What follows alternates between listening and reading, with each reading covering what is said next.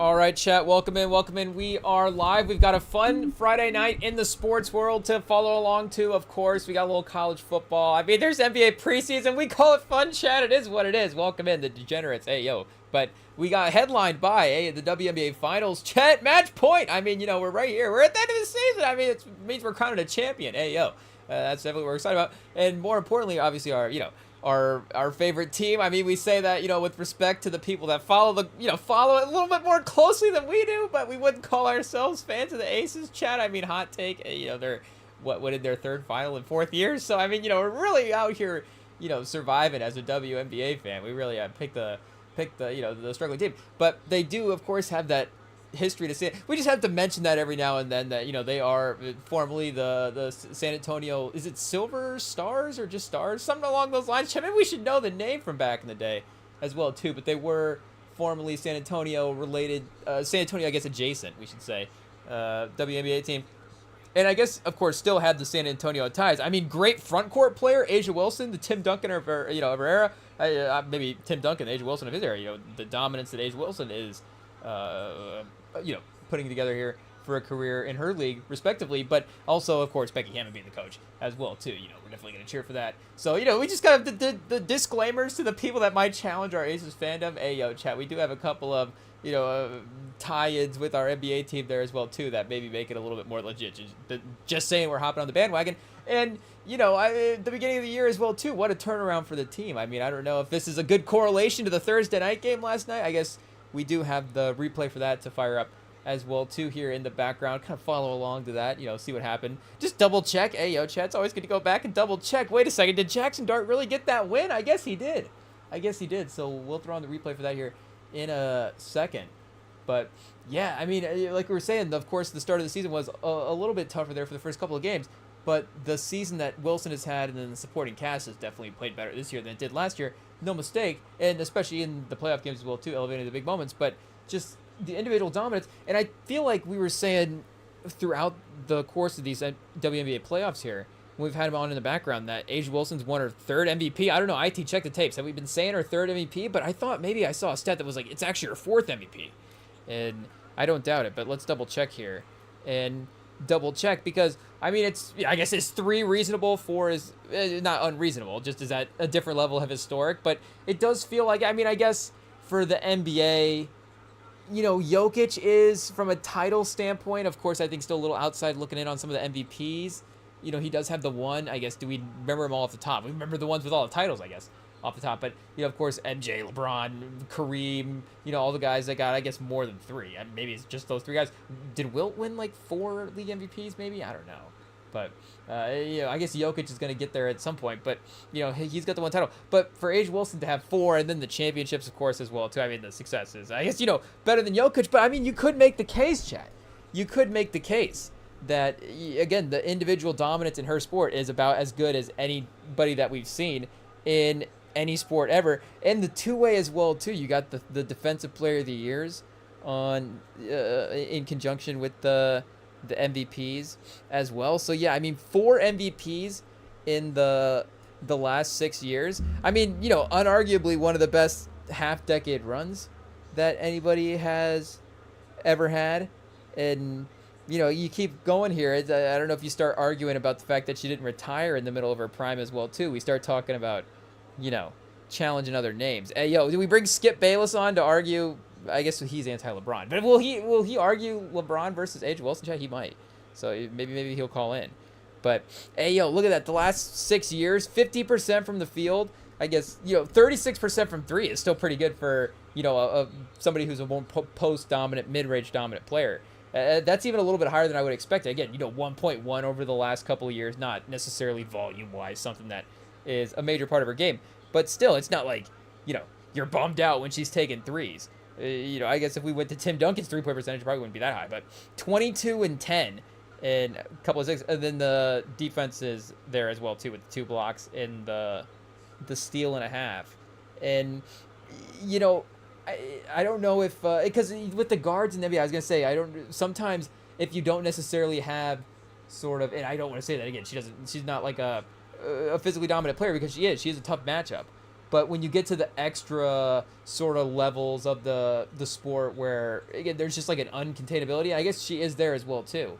But it's when it's like, and that's what I was saying with the guards, it is this in the NBA, where when there's kind of a blending in with the rest of the players and the wings as well. I mean, that's why I think that's why Sam likes Tatum so much as a player, just watching his game, because he is, again, kind of that perfect balance of, you know, he's got, you know, tall, he's like 6'9". I guess the build, the game is a 3-point mid-range, can get to the basket, dribble, play, make. You know, it's a well-rounded game, but also for a wing as well too. Like, yeah, Anthony, I guess, you know, Anthony Edwards a little bit more athletic than Tatum, but I guess, you know, again, I guess, you know, what we're saying, she doesn't get no respect, chat. The Rodney Dangerfield of the day, you know, no respect in terms of, I think, the GOAT conversation for, again, not just we're talking, you know, best in the league. I think at this point is clear because, I mean, we got to be honest, and we got to respect the other people in the league as well too. I mean, the Breanna Stewart stuff was there this, you know, after the last season and then winning the title. And we'll double check like the injuries and stuff. You know, that stuff can definitely get in the way. You know, you see definitely a fewer games played. You're definitely hampered there a little bit. But even still, and again, you got A'ja Wilson obviously taking away the MVPs from Breanna Stewart there. But, you know, 2 to 4, I mean, you know, it is what it is. And never actually won a Defensive Player of the Year as well, too. I guess, Defensive First Team. I was going to say, wait, this is Defensive One. But, yeah, Defensive First Team. So there's a third in Defensive Player of the Year voting, a fifth. And, again, one of the best in the league. You see constantly, you know, top 10 defender making the all-defensive teams. But this, again, was that really big separating, like, you know, separating year for A'ja Wilson in terms of that legacy stuff. And yeah, I guess, you know, anything could happen next year if Breanna Stewart has a revenge year and she goes out and wins. I mean, again, she's only one good season away. Wins the MVP and wins a title. She's got 3 MVPs and then, you know, how many titles? 3 titles at that point. How many does she have right now? Oh, she's got 3 right now already. Hey, yo, Chad. So, you know, she's got the playoff resume as well too. I guess the Seattle days, we can't underestimate that. The back-to-back in, I guess, back-to-back playoff runs in 18-20. I guess 19 didn't play with the Achilles. So that's, you know, again, another sort of unfortunate legacy season as well, too. That's right before A'ja Wilson. And then, you know, A'ja Wilson 2020, we just ran the stats for her last couple of years, starting with that 2020 point in the year, or in her career. So you get that injury, and then immediately it's like, oh, what happened? Somebody just entered the league and stole my potential crown? Because, again, you got 3 years here. It's like Breanna Stewart in college. And I guess, you know, hey, we're talking like we know the WNBA storylines that well, but I guess, you know, her college career in UConn was obviously notable enough. Again, they're historic, so you knew it was going on a little bit. And 3 years there to start the career again, it does definitely, you see it in the timeline.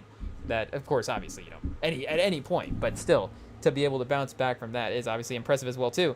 But yeah, there is a definite, you know, sort of in a Mahomes-esque way, a definite sort of a tier, and we're talking legacy at this point, I guess, because obviously Mahomes has not been on the same tier as, you know, I guess some of the other quarterbacks in the league consistently from game to game this year. But legacy, you know, you can't take away his resume. We're not trying to. We'll definitely remind you of what it is. So, you know, he is still a little bit ahead of some of the other guys in the league at this point. But, you know, if Allen does get a Super Bowl this year and he does win an MVP, I guess, you know, he's still a couple Super Bowls away. But you start going, okay, you know, could he make some ground? Then, you know, it becomes an interesting conversation as well, too. And you know, the swings of these one seasons, I guess you obviously know the importance of it as a sports fan, which is why, you know, you get so competitive every year with this stuff. But, you know, like we saw with Mahomes, and not just even a season, but in one game in the Super Bowl, where he is, and, you know, looking back on it as well, too, especially with the way that performance was, and especially with the way the team has played and what they played that last year. I mean, maybe performance-wise, pause. You know, it maybe makes some sense why that game didn't go so bad or go so well for the Chiefs, why it went so poorly for him. But maybe there was a bit of a pressure element there as well, too, where, again, it was like, if he wins this game, is he the greatest quarterback? Like, literally, is he the greatest quarterback of all time? He's achieved nothing. He's achieved something that nothing has ever done, nobody's ever done in the NFL, winning the 3 Super Bowls back-to-back and, you know, in a row, not even Brady. He gets this legacy. Is he the greatest quarterback of all time before 30? Just like this incredible accomplishment. And now if Josh Allen has a good season, it's like, you know, Josh Allen's maybe better. You know, I don't know. Is he more dynamic in the running game? You start having those conversations. Who knows? But again, this is that type of season for A'ja Wilson, and I guess opposite of Mahomes, she's actually winning the title. I mean, again, shout out to Mahomes, Pro Mahomes Pod. Hey, yo, it is what it is. I don't know if Sam's going to start calling in and defending his guy, but I mean, obviously, again, the season has worked out a little bit better. this year for the Aces than it did for the Chiefs last year. And I think, again, comparatively for A'ja Wilson as well too, you know, she is now building the Brady resume, and you know, Mahomes is still trying to catch up to somebody else's resume at this point. But again, if you're looking for her sport, I don't know the title MVP combo, who would have that if she gets it. And then, you know, she's going to continue to hopefully add points as well too to the resume. I mean, there is a good chance that she's going to go down as the all-time leading scorer in WNBA history as well too when she retires. I don't know if we can see how close she is to achieving that here. I guess we can go points per game and then find it after that. It's only giving us per games to start. Oh, chat, we're looking at the NBA stats. Hey, yo, it is what it is. Here, we got to go to the WNBA page. We struggle every time with this, chat. Hey, yo, we're getting better. I mean, I feel like if you start the time in the pockets, a little Caleb Williams-y, you know, trying to stumble through the pages here, and is the time a little bit too long? Ayo. But I guess now it's the Wi-Fi's fault for not loading, chat. Shadow banned. Hey, yo. Canceled. The internet is canceled for not loading this WNBA page. It is what it is. We'll see if we can get a career leaderboard here. Here we go. Season career points. I'm assuming she's already in the top 5. And, you know, again, it is fewer years of history to potentially, you know, make up for in a, you know, scoring career type of way. I guess she's halfway there. Hey, yo, we're putting her in the top 5, like 6 years into her career. It is what it is. You know, Taurasi, I guess we have looked at this before, the 10K club, because I'm remembering this as well, too. I feel like, yeah, she is the, well, I mean, obviously she is the only person there, but again, maybe we've looked at this before. But, so, you know, a couple of seasons, and she's right there. You got Agumake at 7'3", and then Bonner at 7'8", Tina Charles at 8'3". I don't know if they're going to quite get there. But even Jewel Lloyd as well, too, 6K. You know, you never know, I guess. But, I mean, you know, A'ja Wilson, with the per game, has the real potential. I guess here, wait a second. She probably, I guess, hey, we're just going to assume she has all the records. She has to have the career points per game leader. She might be top 5 in that. I guess there's a better chance that she is a leader in points per game than maybe career points so far. So let's see if we can switch this up here real quick. Per game? Single game? Is this what we want? Single game points? No, that might be like literally what it says. Most points in a single game. Career points leaders? Single game points? I don't know, chat. This might be our best bet. Hey, yo, quick scan of the page, chat. Do we have a better option for finding points per game? I don't think we do. I guess we can always try something else a little bit later. Okay, yeah, so 53, I guess, points in a game is the most. Yearly season career active.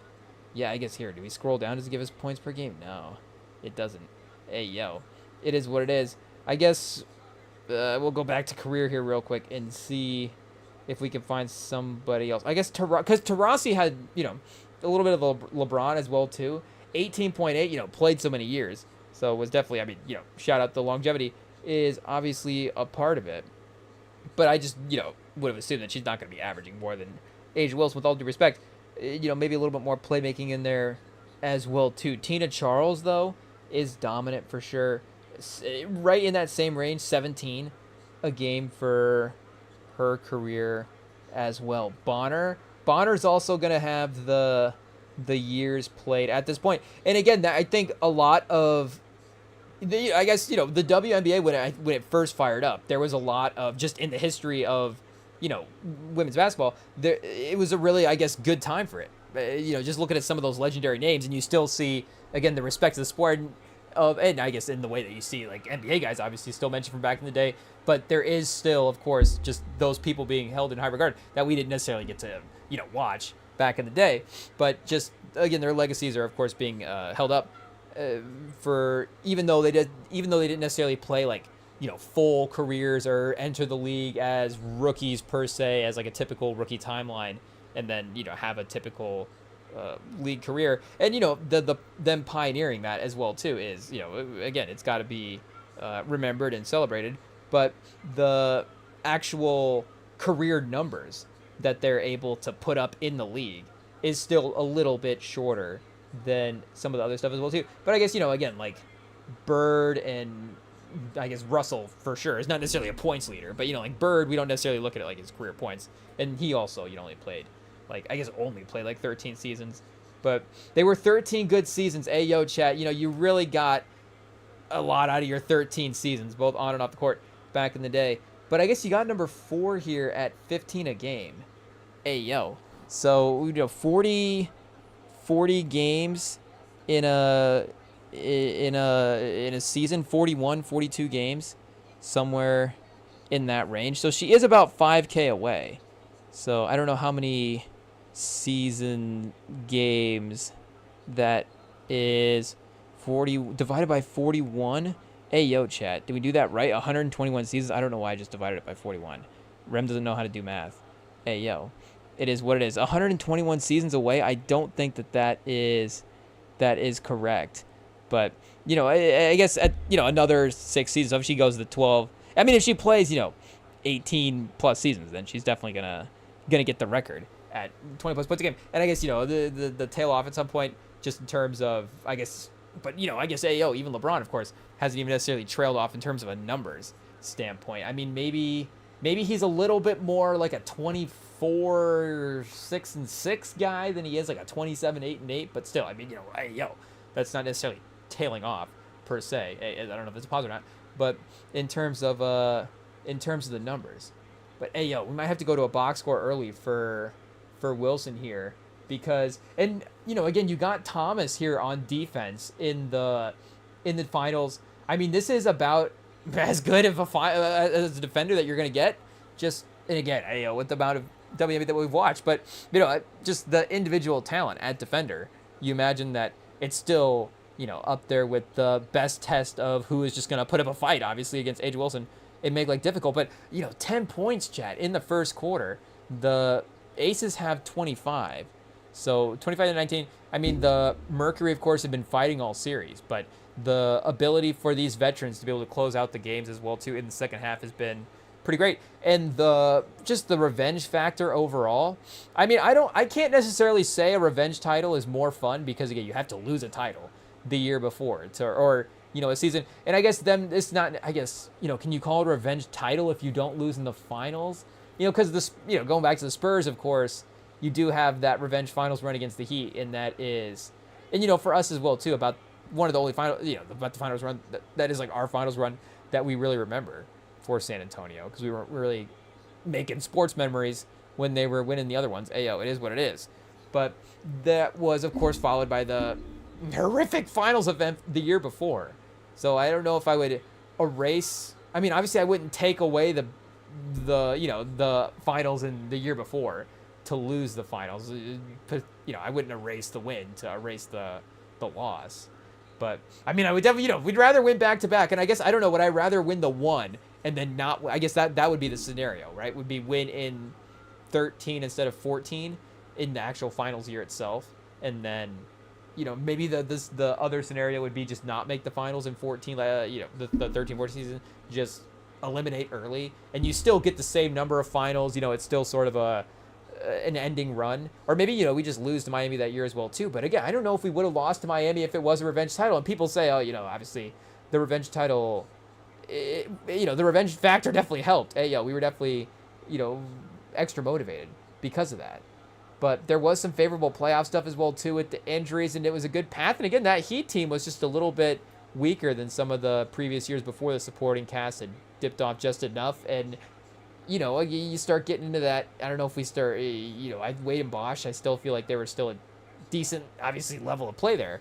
But maybe LeBron, maybe there's just a smidge of disconnectivity between the guys that started to get in the mix. And I don't know if that's a pause, but just a little bit of where is this starting to go after this season? And maybe that's starting to contribute to kind of how poorly that finals went as well, too. Maybe it not necessarily they win the finals, but again, it's still difficult to imagine that LeBron, Wade, and Bosch were that much worse than San Antonio. But I'm still, I'm still glad that obviously we were able to win as comfortably as we were. And just being like, a couple, like game 2, game 3, being like, oh yeah, we're gonna win this thing. They can't stop us. We're starting. You can just feel the momentum of the series starting to shift. You can feel, and just every game kind of snowballed and got worse and worse. And then that last game was, about as good as you're gonna get for a finals performance from just a team taking down another team. Pause.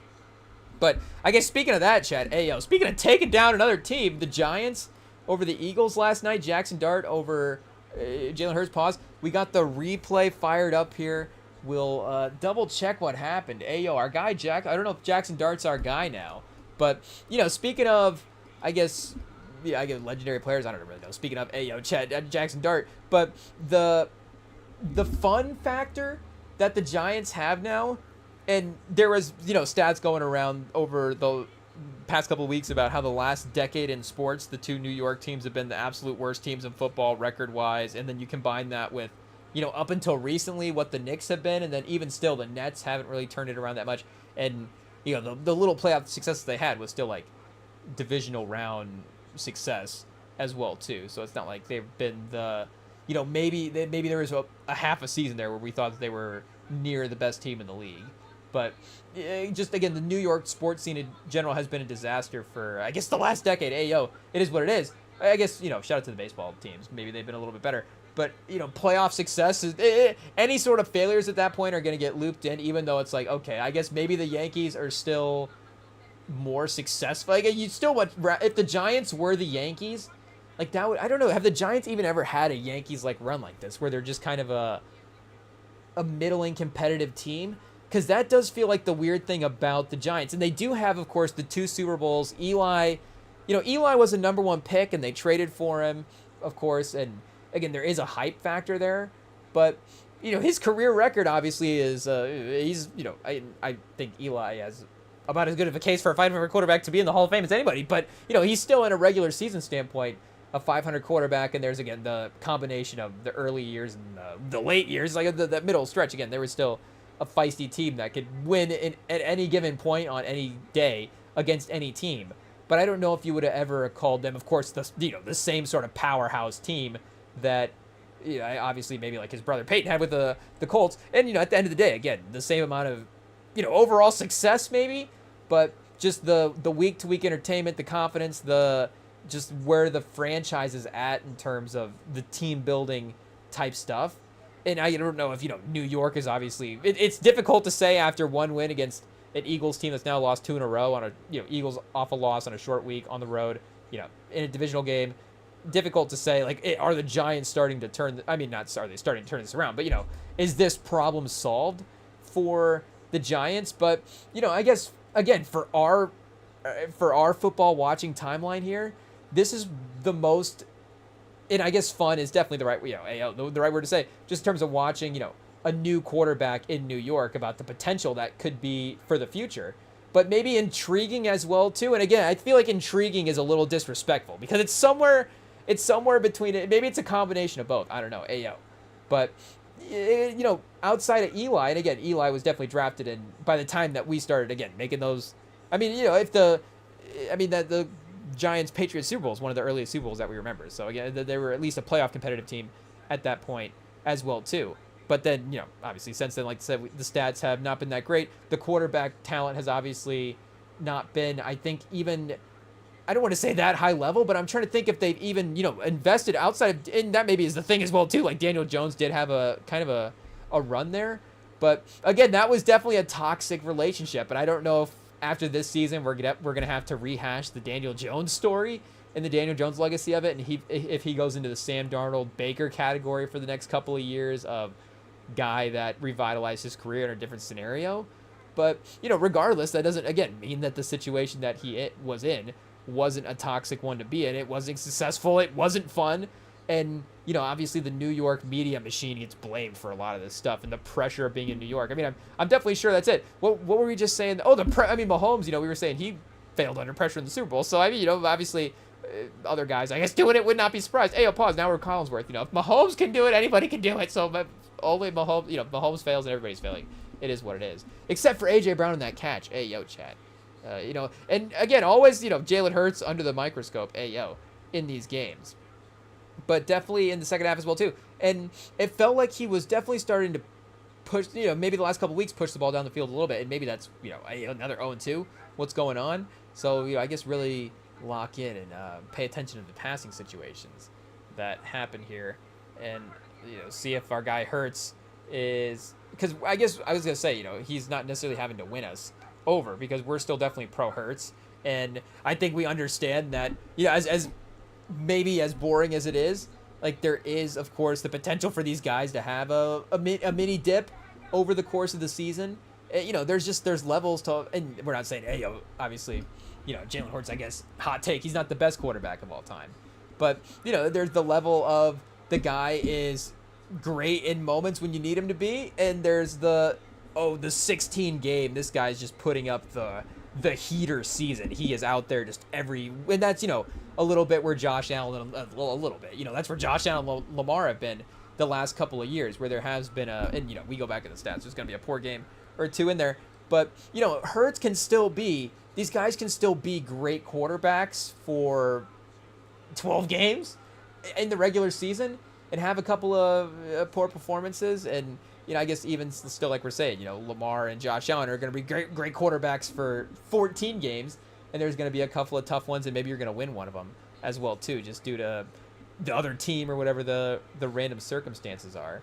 And obviously the pick at the end of the game as well too. I know we're going to have to be patient, I guess, to get to the pick, but that was sort of a brutal moment. And it's tough when you have, and that's maybe going to the pressure thing for Jalen Hurts at this point. Speaking of the pressure machine, the Philly machine, with what their the dialogue that goes on for those teams there with their fan base. But maybe I don't know if he's been costly. Obviously he hasn't been costly like that, because they've been winning the games outside of this last game against the Broncos.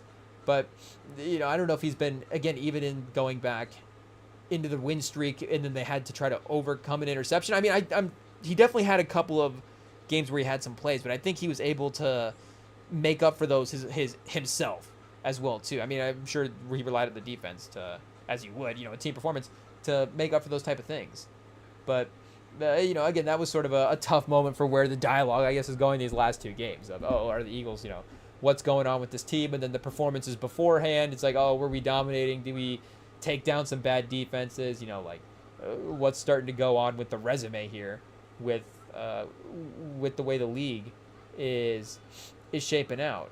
But I guess anyway, to go back to the Giants for the Jackson Dart piece of it, again, this is in terms of at least signs of life, obviously the most signs of life that they've had, but Dayball as well too. It does feel like at least things are starting to trend in the right direction with him there as the head coach. And I don't know if he's necessarily winning the long-term job, but at least I don't think he's necessarily going to be, I guess, he'll obviously be like an offensive coach or something at some point if, anything were to change up in New York at some point. But, and the Neighbors thing is not obvious. It's obviously tough for this year as well, but just to have multiple seasons now with a season-ending level injury is a tough sort of trend, definitely, to start having to happen over the course of your career. But just as a team, this is definitely the most fun collection of, I guess, potentially, allegedly, the most fun potential collection of talent that they've ever had. And if we go back to even the Odell Beckham teams, I mean, Odell's definitely doing a lot of carrying in terms of the cool fun factor for that team. But I'm trying to remember if they had some other good defense, like Jabril Peppers. Was there maybe a good Jabril Peppers? This is basketball chat. Was there a good Jabril Peppers season, and maybe him and OBJ at the same time? And I guess Saquon as well too. So you have him and Saquon potentially at the same time. I don't know if the Dexter Lawrence stuff overlaps, but I guess, did you have like peak? Pause. Did you have prime OBJ and Barkley at the same time? And unfortunately, again, for injuries as well too, and because this was prime time for us cursing guys for getting hurt by drafting him in fantasy. We took Odo in fantasy and just inevitably jinxed him. I mean, you can see which year, chat. 2017. Lock it in. 2 games started, injured, 25 receptions, 302 yards. I mean, lighten it up that year. 100 yards. What do we got? I guess 75 yards. I guess 4 games played. 2 games started. A little bit different, but that rookie season, leading the league 12 games, 108 yards is obviously pretty crazy. And I guess this would have been the Eli team as well, too. I think he's still here in 2014. It's not going to give us a record for the receiver, but were they like 6-10? Yeah, that sounds about right for the end of that Eli run there. Shout out. So you got him, Ruben Randall, Rashad Jennings at running back, Victor Cruz. Okay, so you got Victor Cruz, but still at a little bit of a different part of his career. 26 receptions for 115 yards, but at least he maybe is still out there making a clutch catch every now and then. So that's kind of fun. Cruz and Odell and Peyton Hillis as well too. I mean, you got 3 Madden cover guys potentially on this team: Beckham, Cruz, and Peyton Hillis. Hey, and maybe even Eli was on a cover as well too at some point. Defensively, Pierre Paul, Randall L. Cromartie. So it was still, some talented guys on defense. Colin Jenkins. I was going to say, Colin Jenkins was Rookie of the Year. Obviously, Odell, shout out. But, Prince Amukamara, some iconic names. Just be like, remember the 20 teams for the NFL. But I don't know if he had good stats either. They were 22nd in defense. So it's not like I don't know if they were, a little outperforming their status as a group. This group of guys is really good together.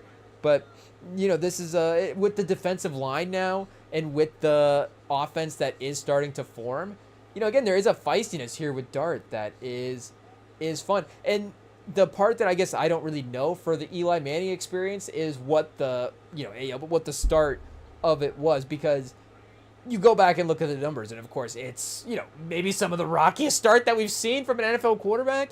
It doesn't necessarily get brought up the same way where it's like, Peyton Manning threw 30 interceptions as a rookie. Like, if you throw a lot of picks, maybe you could still be Peyton Manning.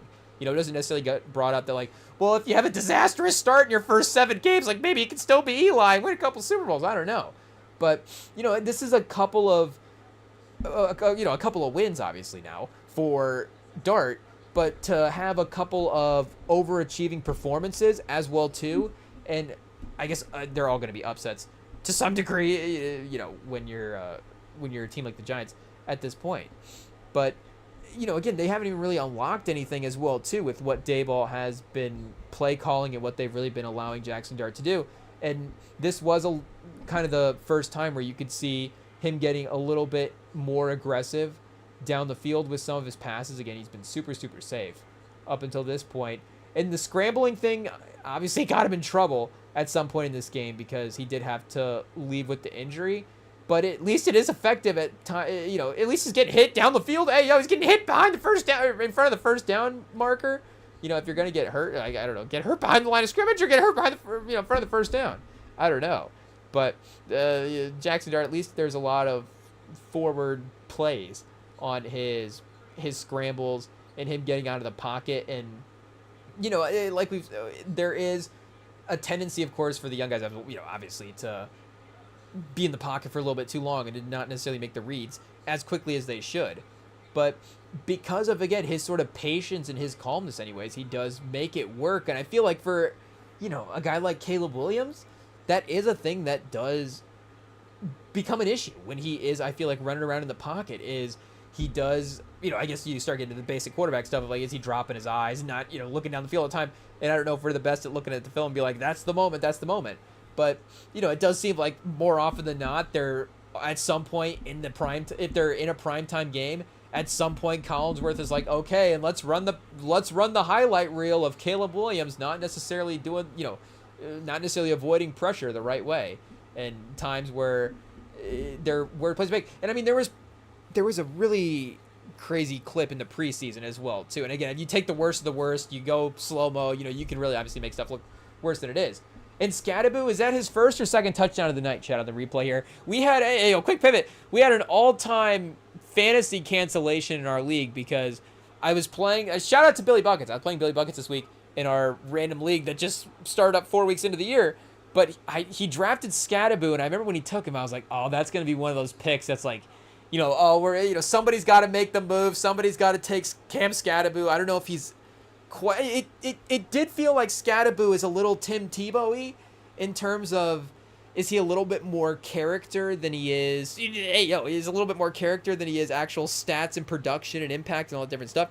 And I guess, Tebow did win a playoff game as well, too, so we got to give Cam Scatterbo a chance.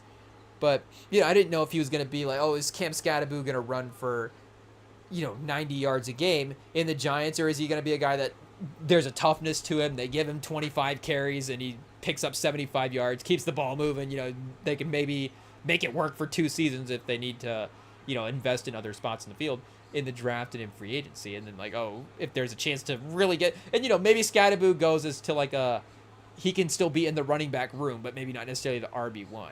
A little like, of course, the NBA guy that's like, could he, is Cam Scatterbo the Jalen Williams of running backs? I don't know, maybe Jalen Williams is a little bit better, but he could be the number 1 if you need him to, but maybe if he's your number 2, you're like really, really set as your team, obviously. But again, Scatterbo had 3 touchdowns in this game. So I think, speaking of the yards, because I did look at some of his points after the 3 touchdowns, and I was like, okay, obviously if he had Cam Scatterbo, this would have been disastrous. We can't have everybody scoring 25 points on his team. But I thought I was going to look at the score and be down 40-0, because I guess the fantasy cancellation part of it would be I did not play Wan'Dale Robinson. I don't know. I took the risk and figured short week Eagles defense, not necessarily the most vaunted secondary in the league, but I feel like still, again, the short week, the conservativeness of the Giants offense, maybe we just, our other options were, we had David Montgomery and Xavier Worthy, so Xavier Worthy's looking a little bit like trade bait at this point. I don't know. We got some other good receivers, but, I feel like Montgomery is speaking of the Chiefs, maybe he's a safe option this week. I'm not sure. The Lions are a good chance to be dominant in that game, we're feeling like, but then the Chiefs could just rope-a-dope us and get us back in. Hey, yo. But the Scatterbo, Wan'Dale Robinson fantasy productions was just left on both of our benches. So neither of us, I didn't play Wan'Dale Robinson, Billy Buckets did play Scatterbo, and we're both tied going into week 2 of our fantasy league, week 5, at 0-0 on the score, because neither of us played Giants guys on a short week. So I don't know if that's the reason that they had a good day. But again, with the way that Jackson Dart was at least, they're starting some throws over the middle stuff that they were kind of scheming up a little bit. And it's like, okay, you can see. And maybe, again, Dayball can still win out the Daniel Jones thing at the end of the day. And I'm trying to, was Stefanski the coach when Baker was there? Because I feel like that might get overlooked a little bit as well, too. Here, let's double check that. And, they're in a really tough spot this year. He might not necessarily be the safest just because of the fact that it has been Steve Stefanski. What's this guy's name, chat? Hey, yo. Now I don't even remember his first name. Oh, Kevin. Hey, yo, what are we going? Who are we searching for, chat? Hey, yo. Let's see what we got here. Kevin from 2020 to 2020. So I think Baker was 18 class. So I don't remember exactly how many years he was on the Browns at this point, but I feel like maybe at least for a couple. So yeah, I guess the 11-5 season that he had was with Stefanski. And I guess I don't know if he was necessarily responsible for moving on with Baker, so I don't know if it's, if we can necessarily blame him as well, too, if he's still there. And he did go 2-0 with Case Keenum in that season that Baker did get hurt, so we have to credit him for that. And again, they're still at least bringing in the QB talent. We'll see what they have with Dylan Gabriel, and we see that he was able to scheme him up, look pretty good. 4-7 with Jacoby Brissett. Again, give him a chance, Chad. I guess Stefanski is good. 12 touchdowns, 6 picks. I mean, he got Jacoby Brissett out here playing efficiently. Hey, yo, 11-6 last. I mean, yeah, hey, yo, we got to give him credit for, winning some games with Flacco as well, too. But yeah, it's starting to turn into a little bit of a tough run here for the Cleveland Browns. This, 20-30 game record that you could put up on the screen for Stefanski could be a little unfavorable as well. And that's right. I guess they did lose the game. We're just crediting Dylan Gabriel for playing well. That's a win in itself, and it is, honestly. It does give him a little bit of leeway there. And Flacco to have 6 picks. Hey, yo, chat. I was seeing the jokes about, how tough does it have to be when a team has to bring in Flacco? But yeah, 2 touchdowns, 6 picks. I mean, they're really staring at the 815 yards. 34.9 success percentage. Hey, yo, chat. That is looking pretty low. I'm not going to lie. Good luck to Cincinnati fans this week. The best part about it is, though, that he is playing the Packers. So do we just trade Flacco to whoever is playing the Packers on a given week and maybe it just becomes like a Annabelle doll for their season. Just Joe Flacco pops up at every corner. It's like Chucky. It's like, hey, what's Flacco doing on this team again? Hey, I didn't know that I guess who are the Packers about? I didn't know the Lions needed a quarterback for when they're going to play us again. Bring in Flacco. That's the secret. But yeah, we'll see. I guess what happens with the head coach there. But I guess regardless, he has still been able to survive a little bit of the post Baker Mayfield run. So there is at least a game plan for Daniel Jones to go off and be successful, and for Daboll to still keep his job. We have at least seen some parallels. But hey, see, there's Scadaboo. I mean, Zach Bond, an all-pro linebacker, and Scadaboo just put a shoulder in him and took him down, Chad. Hey, it is what it is. The tough running has translated. I guess speaking of the Browns, Peyton Hillis-esque, 44. Is it Mike Allstott reincarnated, Chad? I feel like maybe Allstott was a little bit, maybe a little bit bigger pause than Scadaboo. I don't know if we do a little combine cross comparison here and see what we got going on. But the tough running styles for sure, and maybe, is there a couple other things that are comparable at the running back spot? But other, the jersey numbers, I don't know, chat. We could keep going down the list. I guess who else was 44 for the Giants? Ahmad Bradshaw? Hey, I don't know. I mean, Bradshaw had a Colts run, so that's why we were going to remember him. Hey, it is what it is. But I don't remember. I remember that. Oh, Scadaboo almost fumbling over the goal line there. Hey, close call. Shout out. But, there's even Blankenship just like fly. There's that DeJean. Hey, who's trying to tackle him there? Which white guys after the Eagles in their secondary? He's got Jackson, Adoree Jackson. Hey, a Jackson and Bond both made contact on that second touchdown. And he just went right through both of them. And then is 32 DeJean or Blank? Again, I don't know. I think it's Blankenship. Blankenship was, and I think he might be the best tackler. I guess Bond is the best tackler of those three. But it might be a little bit of a better tackler than Adoree Jackson. I don't know if Adoree Jackson would, win an Oklahoma drill against Scadaboo much versus, maybe not a lot of guys that Adoree Jackson you're going to take in the Oklahoma drill versus it is what it is. Not because he's not a talented player, just because he's probably just going to let the guy run to the other end zone. It is what it is. But, that time at least, contacting Scadaboo is something in there as well. But maybe this is now, I don't know, we start going concern for Eagles defense time because they did get a little bit pushed, and maybe just in general as well. And I know that Hurts is also becoming a little, there will be, I guess, a time or two where I guess maybe the best way to phrase it is the protection a little bit spottier than normal, because there is times where you can run the clock, and put up the numbers that he is definitely, again, getting protected. But maybe even the run stuff as well is not quite the same. Again, Barkley has not been super efficient this year compared to last year's, and maybe there's a conversation as well too. Barkley, system running back, chat. I don't know if obviously his talent is pretty undeniable at this point as well. But and that was his first pick of the year. I was gonna say, again, tough time for it to happen there at the end of the game. But chat, and the Aces up 18 at half. Speaking of the Spurs finals, this is the revenge finals reincarnated. I mean, they didn't even give up a game. So the Spurs won in 5. Aces in 4. Becky Hammond said, pop. We can one up you here. I don't know. A'ja Wilson, again, peak of her powers. Tim Duncan wasn't necessarily at the peak of his powers when he was going for the title there. So we'll give him a break, chat. I guess it is what it is. But this is looking like a first half that, historic stuff here, chat, if they're able to close out the second half of this one. 2 quarters to go. I don't know. Do we drop the game just to win it at home at this point? Of course not. Of course not. But I think the point being the dominance factor maybe has been established at this point. This team is, again, has formed into a really good team by the end of the year. Over the course of the year, just continues to, play to the talent that they have. I can say be a better team. But again, it's A'ja Wilson, Jackie Young, Chelsea Gray. Like, we know that that's a great team. So just for them to continuing to, find the consistency and really lock in those big minutes as well too.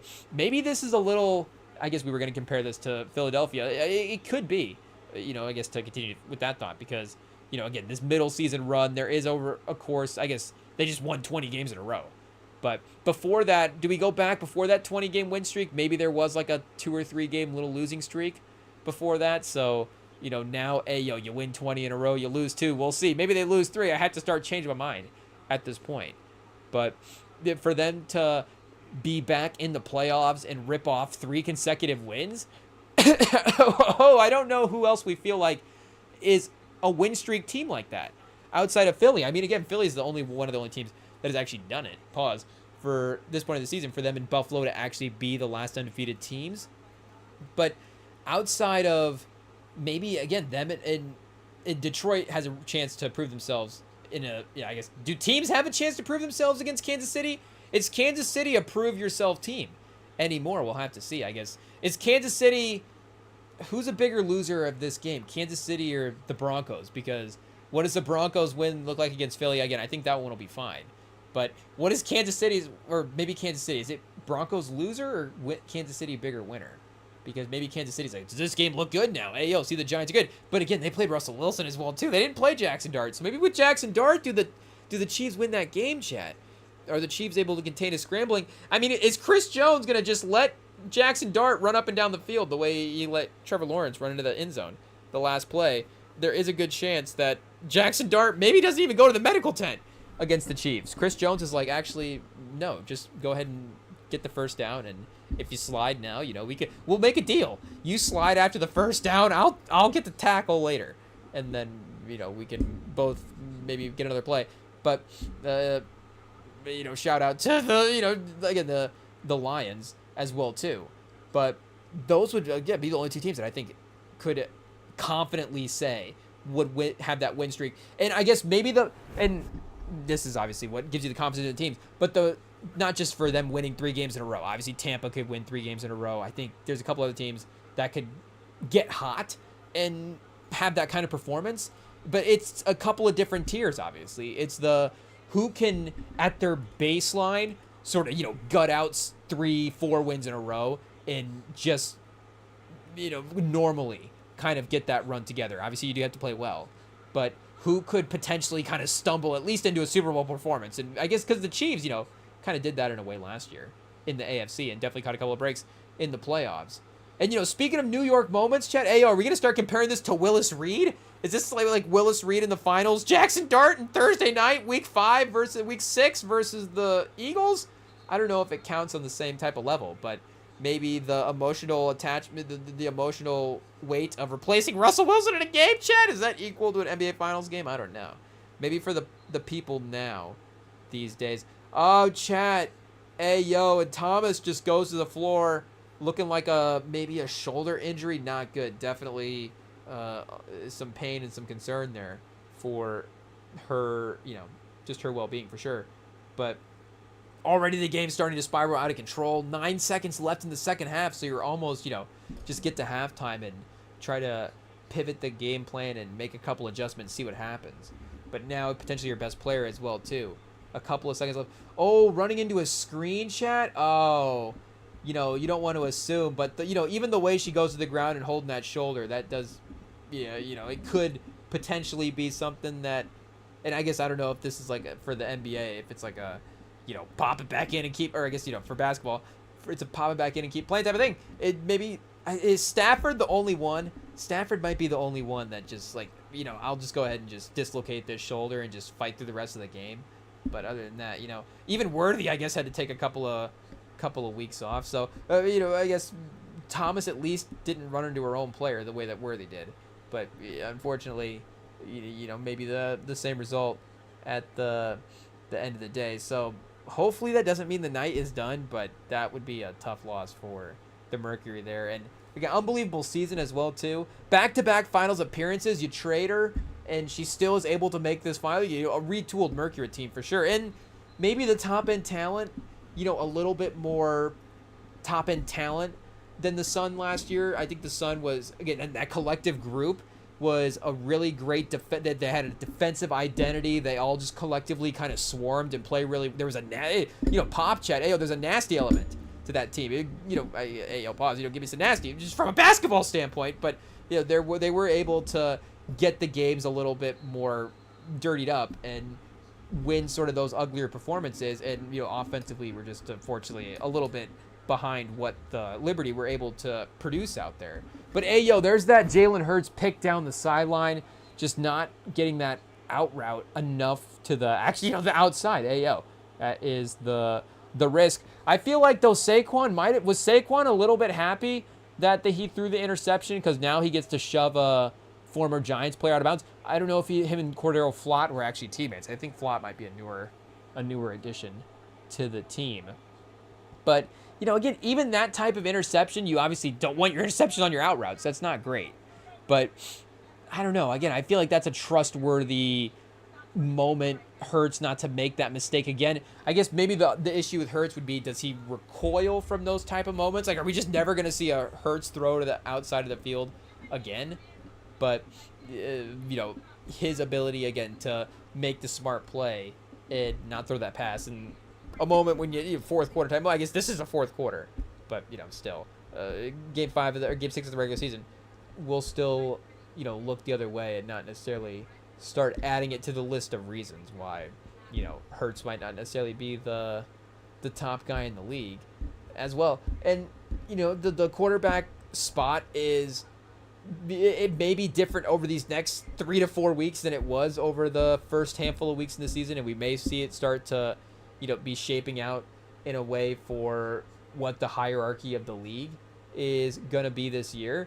But, you know, Hurts is still a top, and, you know, with some of the injuries as well, too, definitely a top 5 guy, I guess, but, you know, top 7 type guy. And again, obviously, it's still, the point it should still be made. That's like, regardless of where you think he is in that tier, like, you have to consider everybody in that tier a Super Bowl level quarterback, because Jalen Hurts is a Super Bowl level quarterback, and everybody in the tier above him as well, too. So, you know, I guess if you don't trust a guy in that same type of way, you can't necessarily put him over Hurts, because it's proven at this point that he can, and, you know, say with the right team, but it is what it is.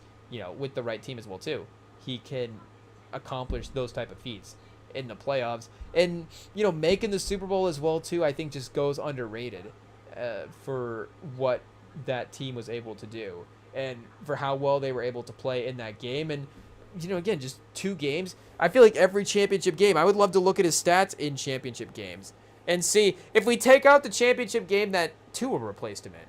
Like, what did he play? I guess that was his other championship game. But bowl games, you know, Oklahoma, what was his bowl game stats? Like, I don't know if we look those up and risk proving ourselves wrong. But I feel like in those games, he was really great in that Oklahoma season, for sure.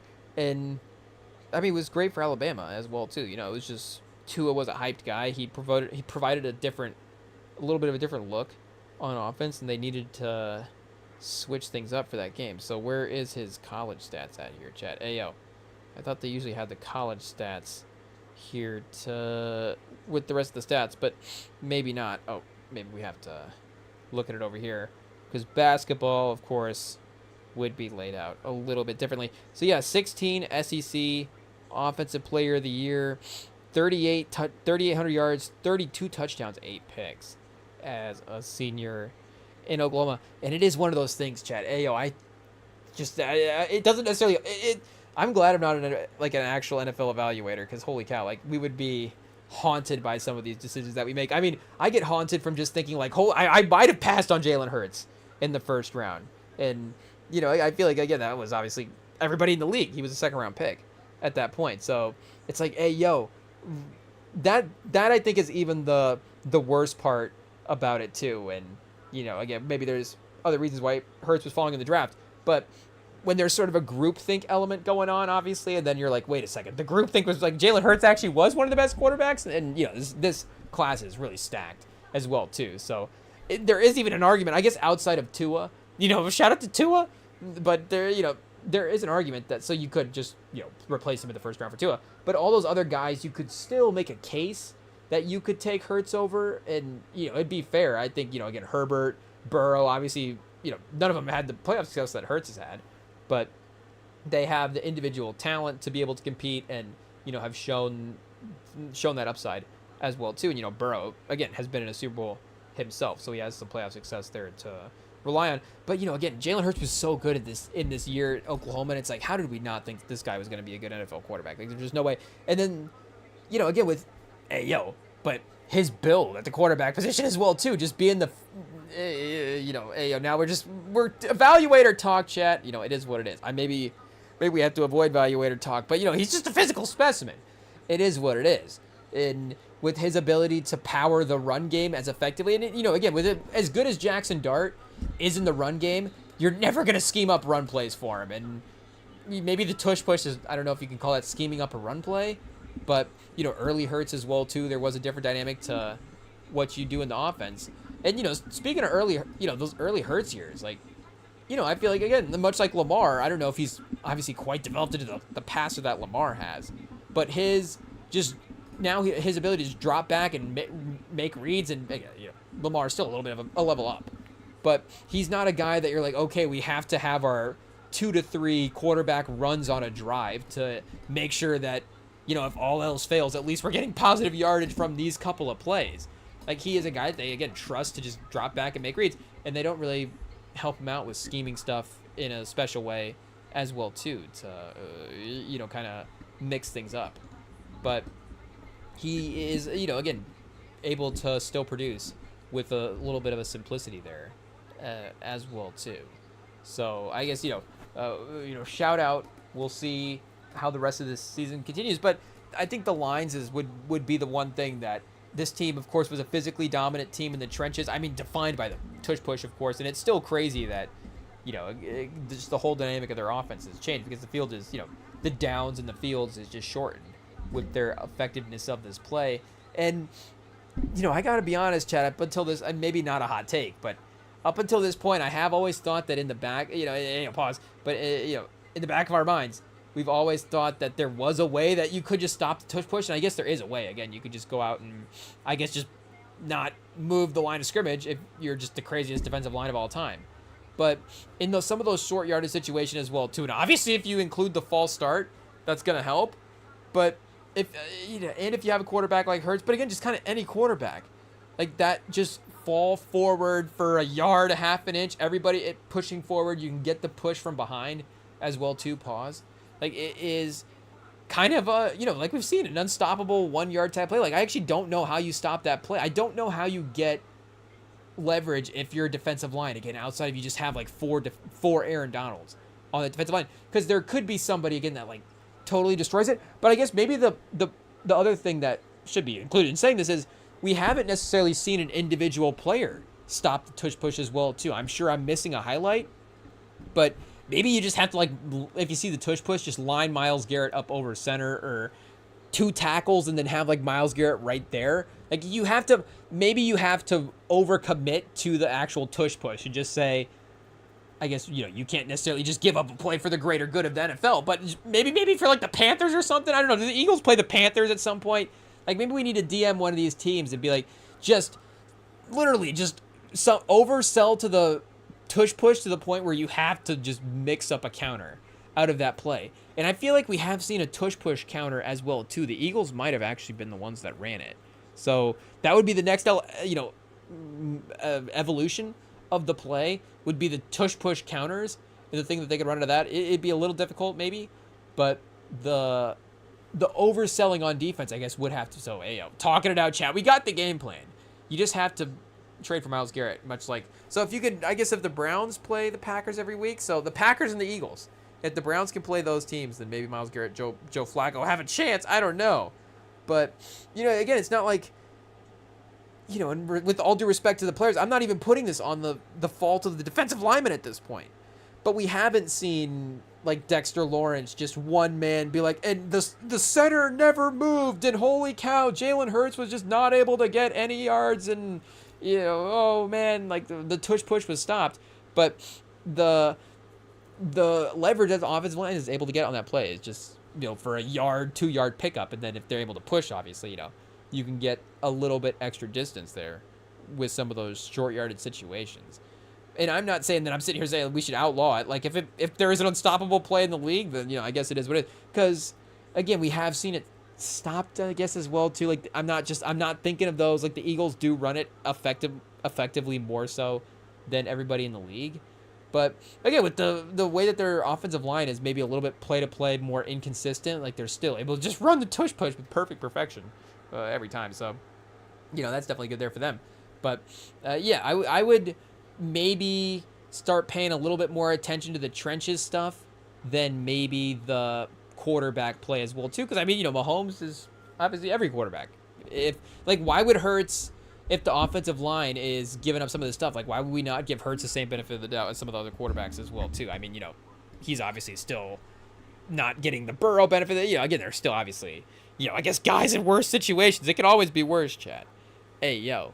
But again, with the run game not looking the way it has, I feel like he has to be given a little bit of slack this year for the start. And again, if you're 4-2, they're still amongst the best in the league. Divisional game, you're probably going to lose one of these at some point in the year. Again, giving up 34 to the Giants. I guess both are not good. Final score 34-17. You can't score 17, but you also, you can't give up 34 as well too.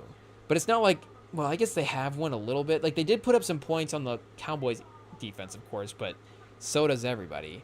So have they been a consistent 20-point-a-game team? Because that could be a little concerning as well too. The Bills haven't necessarily been the most, week to week again. Have they been dominating every team?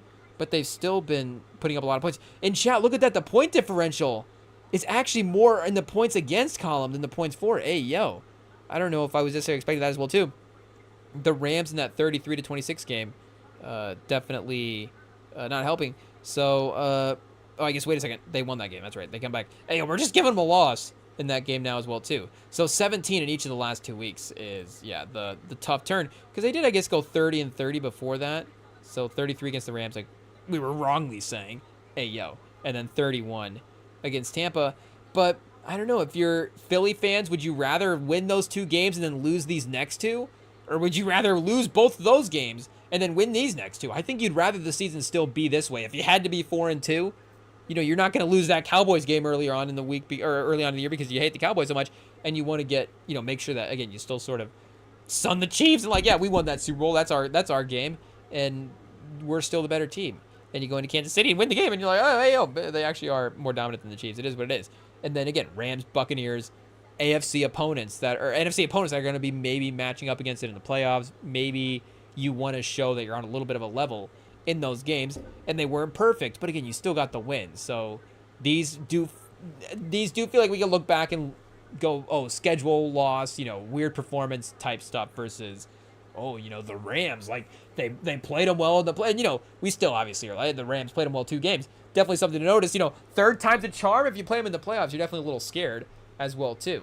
But, at least you're going, okay, we got the wins a couple of times. We know that we can close this one out. Tampa, they played us close, but again, we know we can close this one out. We know we're a powerful team. We know what we're capable of at the end of these games. So I would say panic meter for the Eagles is at a overall, again, maybe it's still bigger picture NFC as well too. Still, like we're saying, the Lions are the only team that maybe has emerged above them. And again, that's just timing, because that Packers game is definitely going to be something. Again, week 1, really you can't take any stock in once you get a couple weeks out. Just things change. And I mean, we get to week 15, 16. I mean, we get to the end of the season. Obviously, week 6 is going to a little bit, like we're saying, it's going to look a little bit different as well too. We're not going to look back and be like, hey, are the Giants still better? Well, maybe we are. I don't know. But are the Giants still better than the Eagles?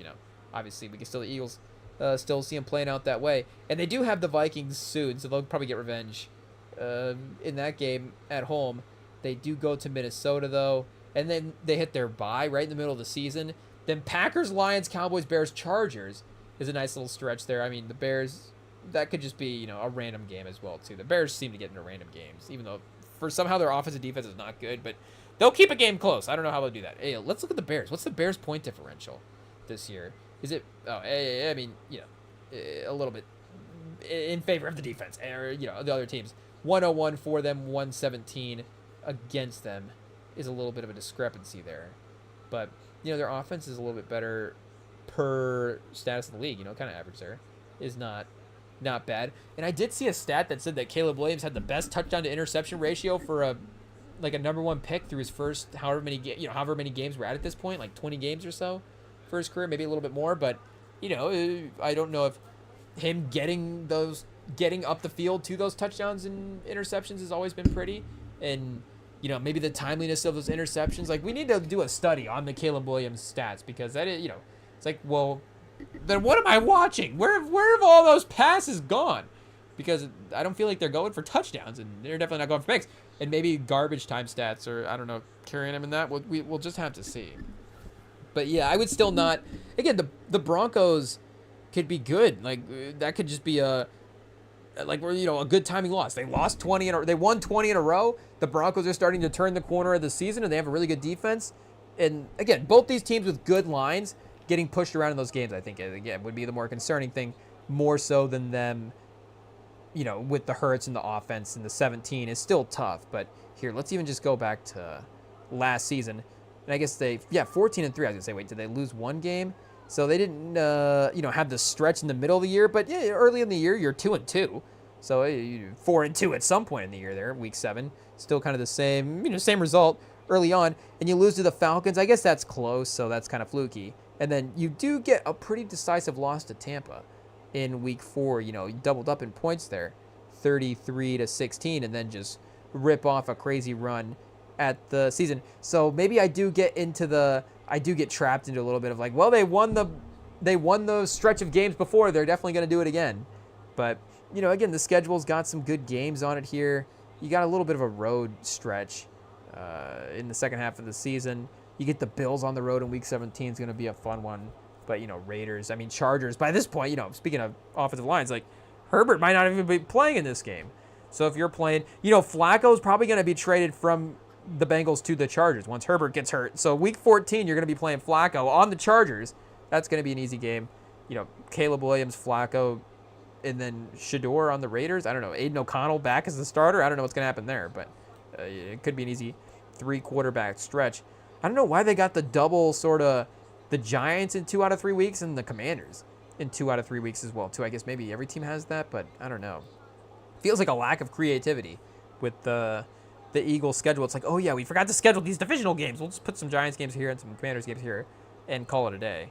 But Jaden Daniels, having to wait, that'd be a fun one, like week, right here, week 4, week 5, and then at the end of the season, kind of see how the teams match up a little bit later. 2 out of 3 weeks. I feel like you never learn as much. Maybe you do more. And then this end of the season scenario can get weird as well, too. Like they could play, 3 out of 4, 3 out of 5 if they match up in the playoffs, obviously, and just be a lot of familiarity there between those guys. But second half of the WNBA Finals is underway, Chet. Hey, they are taking the court, resuming action.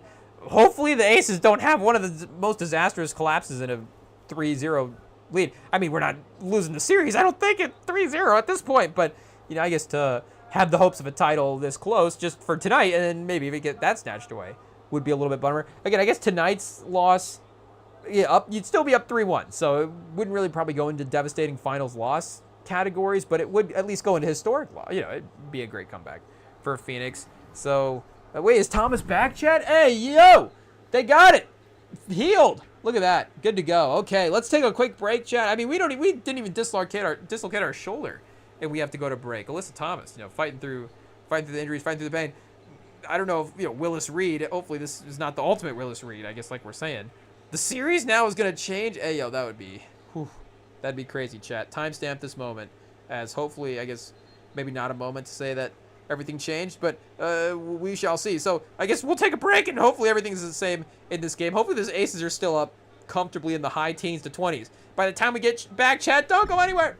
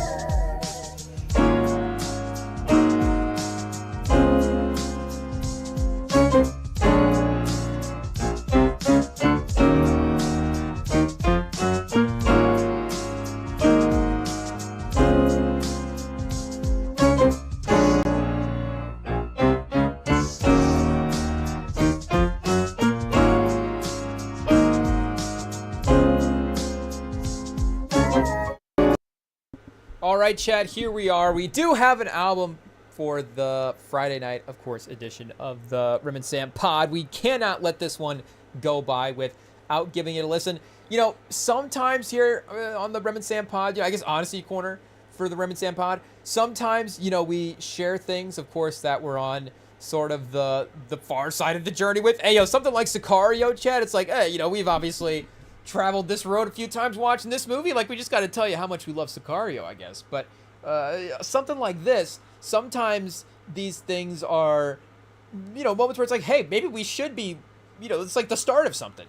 Maybe we should be a little bit more locked in than we are. And I mean, obviously, if you're a fan to some, I guess, just, I was gonna say to some degree, I feel like pretty early on into your sort of, okay, let me sort of dig into hip-hop and hip-hop history. Like, you're going to probably wander into Mobb Deep, and I guess I'm thinking, if you're starting now as well, too, because I feel like even for our generation, it would have been, I guess, I feel like a track, and maybe more so just the presence of sort of their beats as well, when you're like, oh, wait, this iconic beat is attached to them, and this is iconic beat is attached to them, so there is just a sound that you're hearing that is present when you're, even if you're not aware that, oh yeah, this is Mobb Deep, this is that Mobb Deep influence, when you go back and learn it, you realize, you're just almost catching up on your own knowledge as well, too, being like, hey, this is actually what I like, this is what I've heard, this is what's going on in the past. But I don't know if, the people that would be starting their come up now in the game would necessarily be referencing and paying homage, hey, chat, like, I'm not going to sit here and discount the influence of Mobb Deep. Again, they're going to be a impactful band in the same type of way. But again, I think it goes into a little bit more of maybe the legacy than the direct sort of the same type of, sonic influences in the same type of way. Though again, this type of stuff is eternal as well, too. I mean, we just saw, of course, the infamous, speaking of titles, chat, they won the best rap album from Pitchfork, top of their list, top 100. And it's one of those picks that you can't be mad at, because again, it's just there's consistency to the album, there's a legacy to the album, and there's not a box that it doesn't check from a rapping standpoint, and just from a hip hop standpoint in general, to be a great project. And it is one of those projects that I have thought about in terms of that, obviously, in terms of a list. Hey, hot take, shocking turn of events. Rem's sitting over here thinking about lists. Like, I have thought about, obviously making the case for it to be up in that spot. Speaking about the infamous in that album, of course, being probably their most historic project, their most legacy-defining project. Though, of course, Hell on Earth as well, too, is an all-timer. But it is maybe the best rapping album. Of course, maybe not the, you still got like Nas and Biggie and stuff in there. But as you start to get into the, of course, even the 2000s a little bit, and I mean, even a guy like Pac as well, too, was always very influential, and the sort of, hey, I mean, Biggie was saying this in an interview with about the influences that Pac had on him, and being like, you got to have your radio hits and then your rapping hits, and you got to make sure to kind of feed all the different types of sounds and different types of songs that you can put out there, and keep all your different types of fans, keep them happy with the different types of music. And you do see that sort more, you do see now that a little bit more variety within the actual projects themselves, of like, oh yeah, this is going to have some, a little bit more hardcore stuff that maybe you're going to play on the aux in your car, and then this is going to maybe be more the late, I mean, again, an album like the Clips album is a little bit more consistent production throughout, but there is a modern element. Maybe that's why that Clips album is so fun as well, too, because it is that sort of just consistent, old school, like, rapping bars. And not to say that, again, Kendrick hasn't been doing that his entire career, or, Drake or J. Cole, any of the top guys, Jid even, Denzel Curry. Not to say that any of these guys aren't dropping these, Joey. Like, I guess we could just keep naming names to prove the point. I'm not trying to leave anybody out. Hey, there's a lot of guys we can name. But, there is going to be a diversity in their projects. And it's like, oh, it speaks to the artist's versatility now as well, too, where a guy like Denzel Curry, can go off in all these different directions and make all these different types of sounds, and you see his ability to sort of have these different sonic templates on his different projects, and there's a uniqueness there, and his ability to be melodic versus the bars, and how he's progressed that different stuff over his career as well too, and how Jid has even gotten into that with his later projects, and again continue to sort of expand his repertoire in terms of his song making capabilities. But that again, this is all, I guess, the hip hop, the rap, and I think this is where people get into sort of that rap is dead sort of conversation, and it's this type of stuff where, and I don't know if Infamous had necessarily the instant commercial success. I guess we could go back and look at like a first week number here or whatever, but I guess it's not really important now as well too, with the legacy defining thing that it is. I don't know if it was immediately the same sort of, I guess, quote unquote mainstream success that, and I guess singles and Shook Ones. I mean, Shook Ones obviously probably still even obviously a better individually song than anything that I don't know if anything that the Clips have ever released, but still probably anything off of that album. It is what it is. But again, you do get the start to finish sort of consistent bars, and really the only times that you get the breaks in sort of any type of melodic sort of effort on that album is just a hook on a song, and it's obviously I guess it is still a hook, and it's maybe more of a singing performance from like Pharrell, or I guess is John Lennon on the album as well too. I'm trying to remember if Lennon's on the album. Pharrell or Lennon. Ayo, John Legend. John Lennon's not on the album. Chat. Ayo, shout out to John Legend for getting it mixed up with John Lennon. Ayo, it is what it is. But I think John Legend is on the album. Shout out. But maybe John Legend. We can find like an old verse, chat. I mean, speaking of Prodigy, I don't know if we can get like a unreleased Lennon on a new Clips track. I mean, Pusha T, there's an idea for you. I don't know if he's he's probably thought about it and just been like, maybe not necessarily the artist overlap that they're looking for, but it could be a fun historic historic sort of crossover event.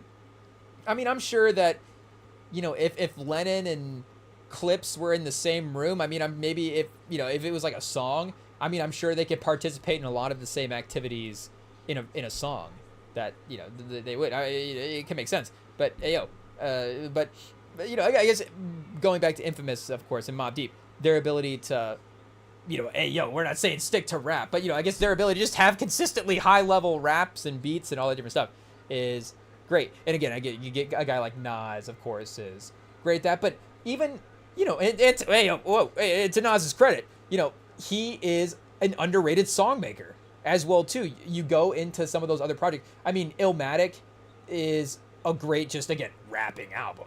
But you start getting into, and what are the names of all of Nas's albums? But he does become a really great song maker, and at least to me anyway, I like a lot of Nas's songs. I mean, the baseline for us enjoying a song, just in terms of, I guess, us letting it play on the shuffle and us adding it into playlists is pretty low.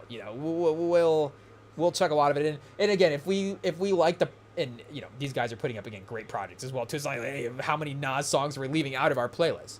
But I guess point being, we'll definitely overload a playlist. It is what it is.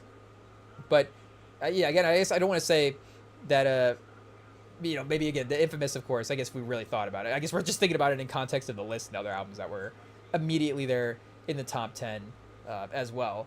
But again, even like Life After Death, you do see just because you're more commercially successful as well too. Like just because Biggie was so large commercially. Like just because he was such a successful artist doesn't mean that he was going pop. But there is a little bit more of a poppy element to that album. Obviously, there's more of the backing vocal type choruses and the sort of you get obviously way more features on that album, as Ready to Die only has the one, and it is just a little bit more built for the radio in a way than sort of the gritty bar level type stuff that you're getting from Ready to Die. And again, I think that's where the underground has been really successful in sort of the I guess we could call them lyrical projects in a way, but just those more sort of rap based projects. Like this guy's just gonna be rapping for a couple of tracks as well too. So again, I don't know where this one falls in sort of this. Maybe there's a different category where it's the mainstream, the underground, and then the legacy is sort of a third sort of tier, and then maybe you could hover in between a couple. You could sort of hover maybe between legacy and mainstream.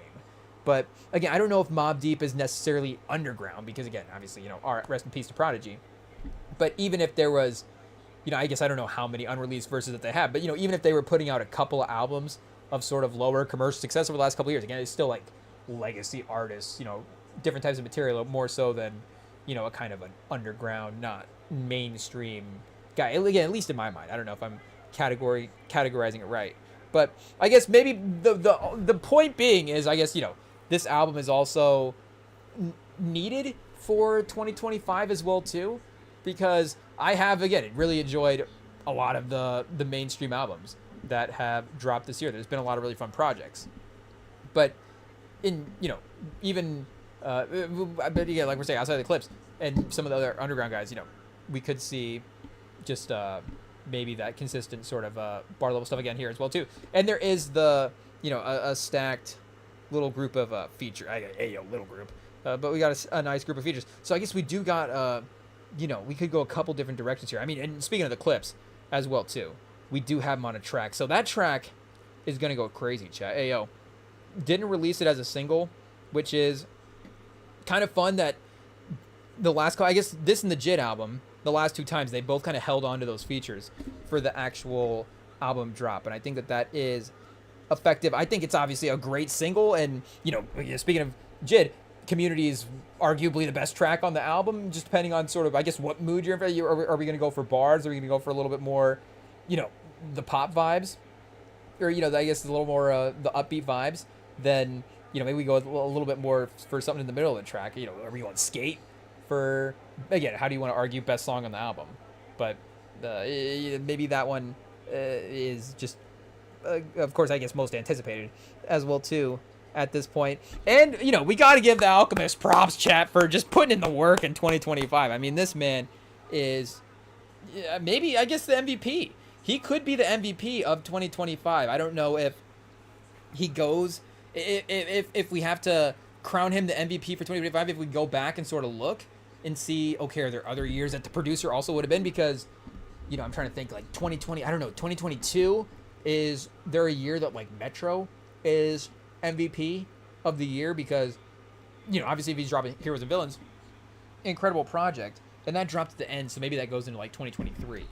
But, it's going to be one of those things where, like, almost every sort of mainstream album, it's like, do you have a Metro Boomin beat on your album? And, he's always been dropping crazy hits as well, too. So there's going to be some other year probably in the mix where maybe even a little bit more behind the scenes. He is, like, you could even go back to, like, 2015 and, argue some years as well, too. If you're not necessarily arguing front-facing guys for those specific years as well. But, I guess, Metro Boomin not probably featured on this album. But, Alchemist, again, I don't even know how many albums he's dropped at this point. I guess here we can double check. Because I can already think of 3 that are, I guess maybe even, I don't even know if I can think of 3. But we got, Alfredo 2, Life is Beautiful, and then he dropped, oh no, wait, that's Cardo, chat. See, I guess I can't name 3. Hey, Life is Beautiful is, I was going to say, he dropped another one with Larry June. But shout out to Larry June, he's also been putting in the work. I mean, Larry June always is dropping a ton of albums. But he's having a good 2025 as well, too. The one he dropped with Cardo this year, I guess here, let's look that up real quick. Because, I mean, shout out, of course, Cardo. One of the greats, chat. Not saying that lightly. He is actually pretty elite, hot take. But, hey, But let's see. We got Until Night Comes. Ayo, pause. But that is, again, and speaking of sort of a nice, consistent vibe to a project, Larry June, because of the features and some other stuff, I like the Don Tolliver, you got him having a couple different vibes to some songs. But, he's always going to kind of give you, I guess for better or worse, it's kind of the same vibe on the track throughout. But I don't know if he's, again, quite, obviously, if we go back to the 90s and be like, wait a second, so the best sort of hip-hop projects were, or, start to finish sort of rap projects were, Mobb Deep, Nas, and I guess we're now comparing the whole 90s against one year as well, too, which maybe that does become a little bit of an argument where you're like, what happened, what happened to music? The 90s, we got all these albums, and it's like, well, I guess we're naming the whole decade. We could do that in a couple years as well, too, at 2020s, and look back and be probably like, it's probably pretty good. But, again, the sort of top-level stuff here, and maybe top-level lyricists. I mean, again, who's going to be on the level of Mobb Deep as well, too. But, yeah, shout out. I guess this is a good project as well, too, for 2025. So, I guess, I don't know if Cardo is in the MVP mix. Maybe Larry June's like second team, third team, all 2025. But we've got Great Escape, a different edition. So I guess this would be the third one, chat. Hey, I'm not doing the math right. So this would now be the third one, where you've got Life is Beautiful, Alfredo 2, and now, his major impact on this Mobb Deep album. And, again, I don't know if you can be biased and just say he's got the 3 best albums of the year, but we haven't even listened to Infinite yet. But you could make the case that maybe that'd be a little, because you're probably not going to make the case of it over the, maybe there's one project that kind of stands alone, like we were saying, at sort of the top. But I guess, again, if we were making because we did do that last year, we did do the first team, the all album teams. So I don't know if we had a situation like this where we would have an artist sort of like, could you have multiple entries on the list? Like, I don't know how you wouldn't necessarily have a situation in the NBA where it's like, well, we have to put Luka's season from Dallas and the Lakers both in the, he's got two all NBA seasons.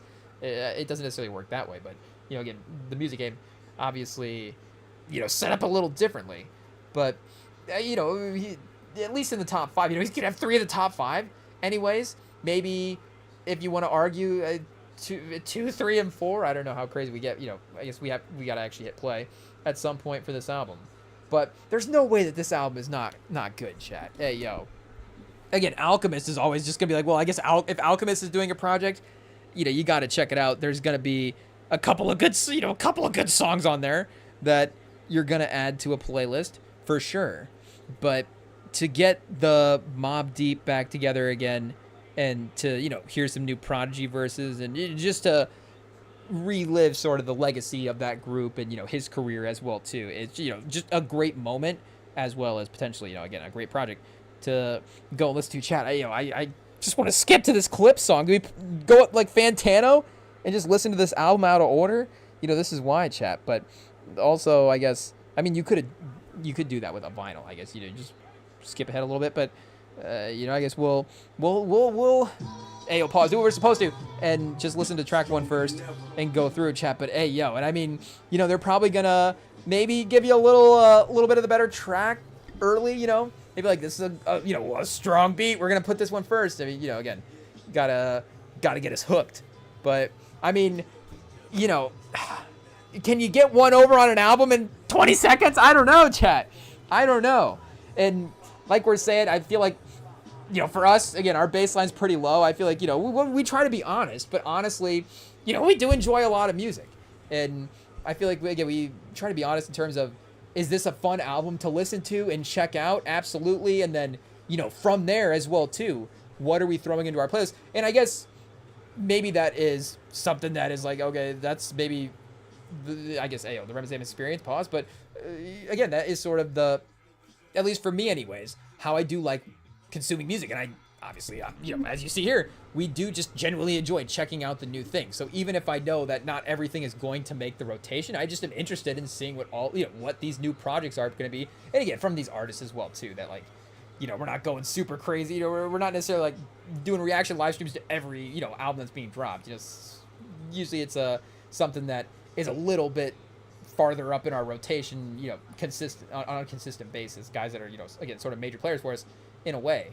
But, again, even if an album is, and, I'm not trying to go the other way where we're like album of the year and now all of a sudden we're not going to listen to this album. Because again, I can't like this is first beat enough. Like it's just great start.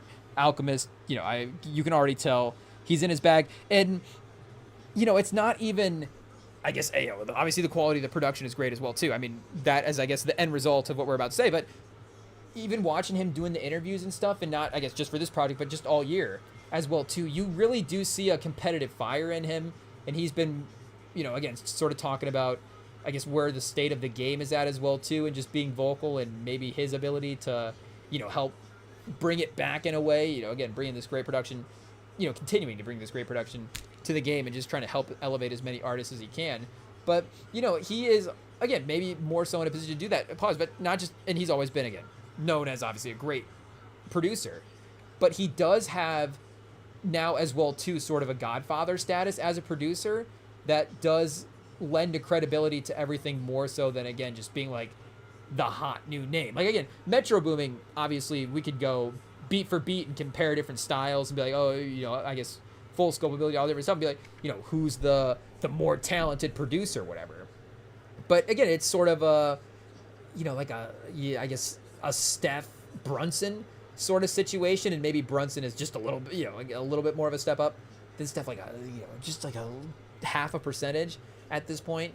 Like you have to give him the sort of the peak of the powers boost, but because of he's been not just obviously around, but because he's been so great for such a long time now as a producer. Again, even going back to the early, just the Mobb Deep career, entirety of it almost, going back into some of those 90 days as well. But again, if it's like we're saying, if Alchemist is on a project at this point, it's like you have to check it out, because he is not just curating the best beats, but he is, again, working with artists that are of a certain level. And again, is Larry June commercially known as sort of the same way as some of these other guys? But again, his ability to deliver, like we're saying, a consistent vibe. Obviously, maybe you're like, oh, is there a monotone? Like again, you obviously maybe there's a chillness that you got to be into. And if you're looking for some of that more laid back stuff, hey, chat, we got to pay attention here. We got a little bit more low key beat. We got to lock in. Wait, I got to hear this one, chat. We got to pause. Or I guess we got to mute real quick.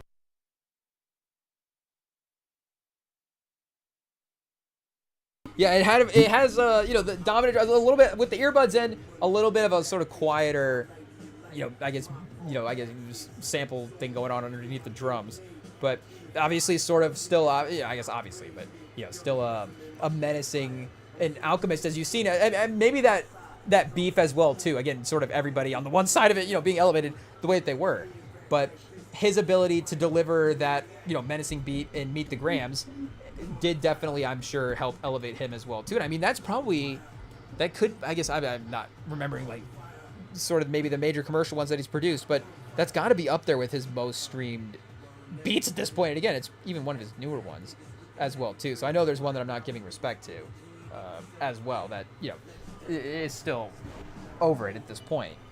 But you even see again his sort of diversity continuing with just across the, and developing different sounds for these artists as well too, because there is, and that sort of luxury chill vibe that we're saying that he has in that album with or I guess AO, we keep saying, but yeah, Life is Beautiful, AO. I keep still thinking of the Cardo album because I guess AO, we just been bumping a lot of Don Toliver this year, so I've been bumping a lot of that Don Toliver song, but there is still, I guess, and Cardo, there is a luxury vibe that he is able to provide on that album as well too. I guess it's just June again being sort of that.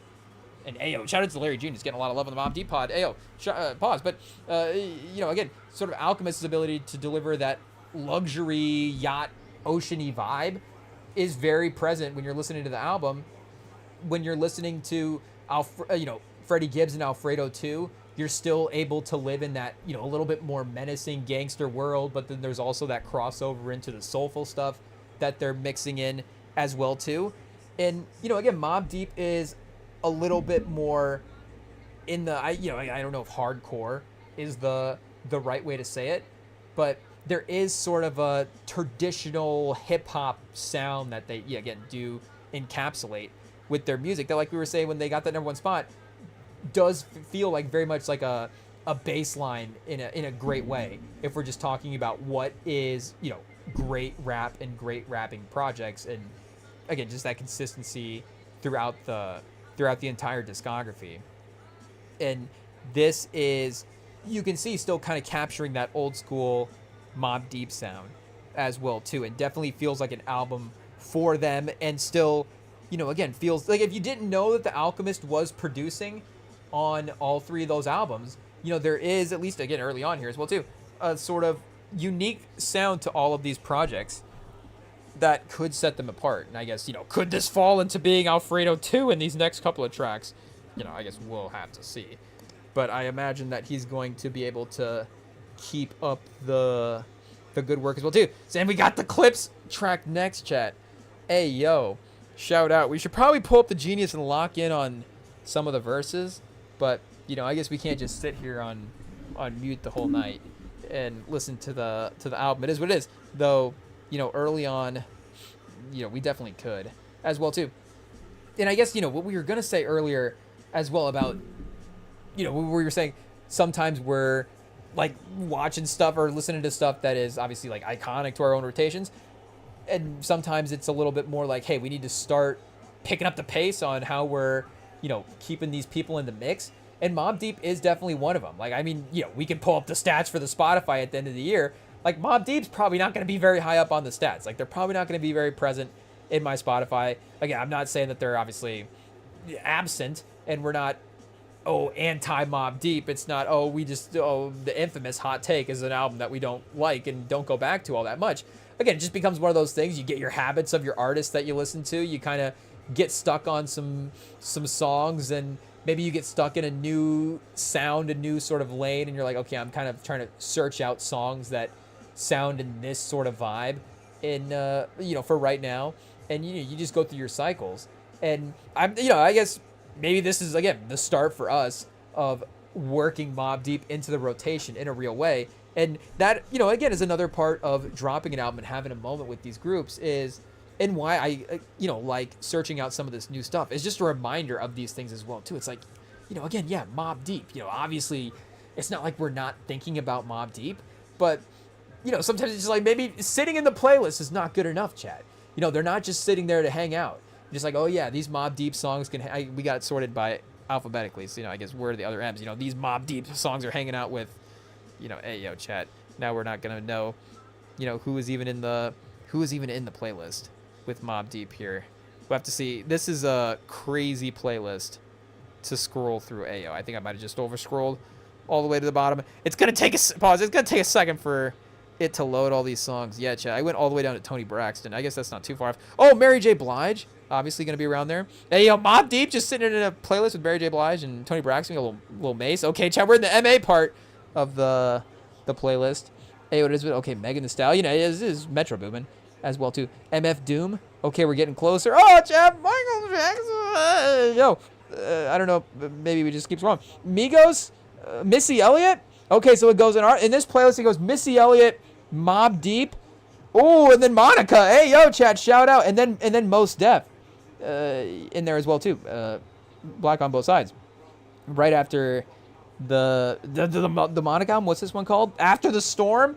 So it goes the infamous, for albums we haven't saved in this play, infamous, After the Storm, and Black on Both Sides. And then there is a Moken Steph, am I saying their name right, chat, song in here as well too? That's just randomly breaking up these couple albums. You got to have a little space in between them, I guess. Pause.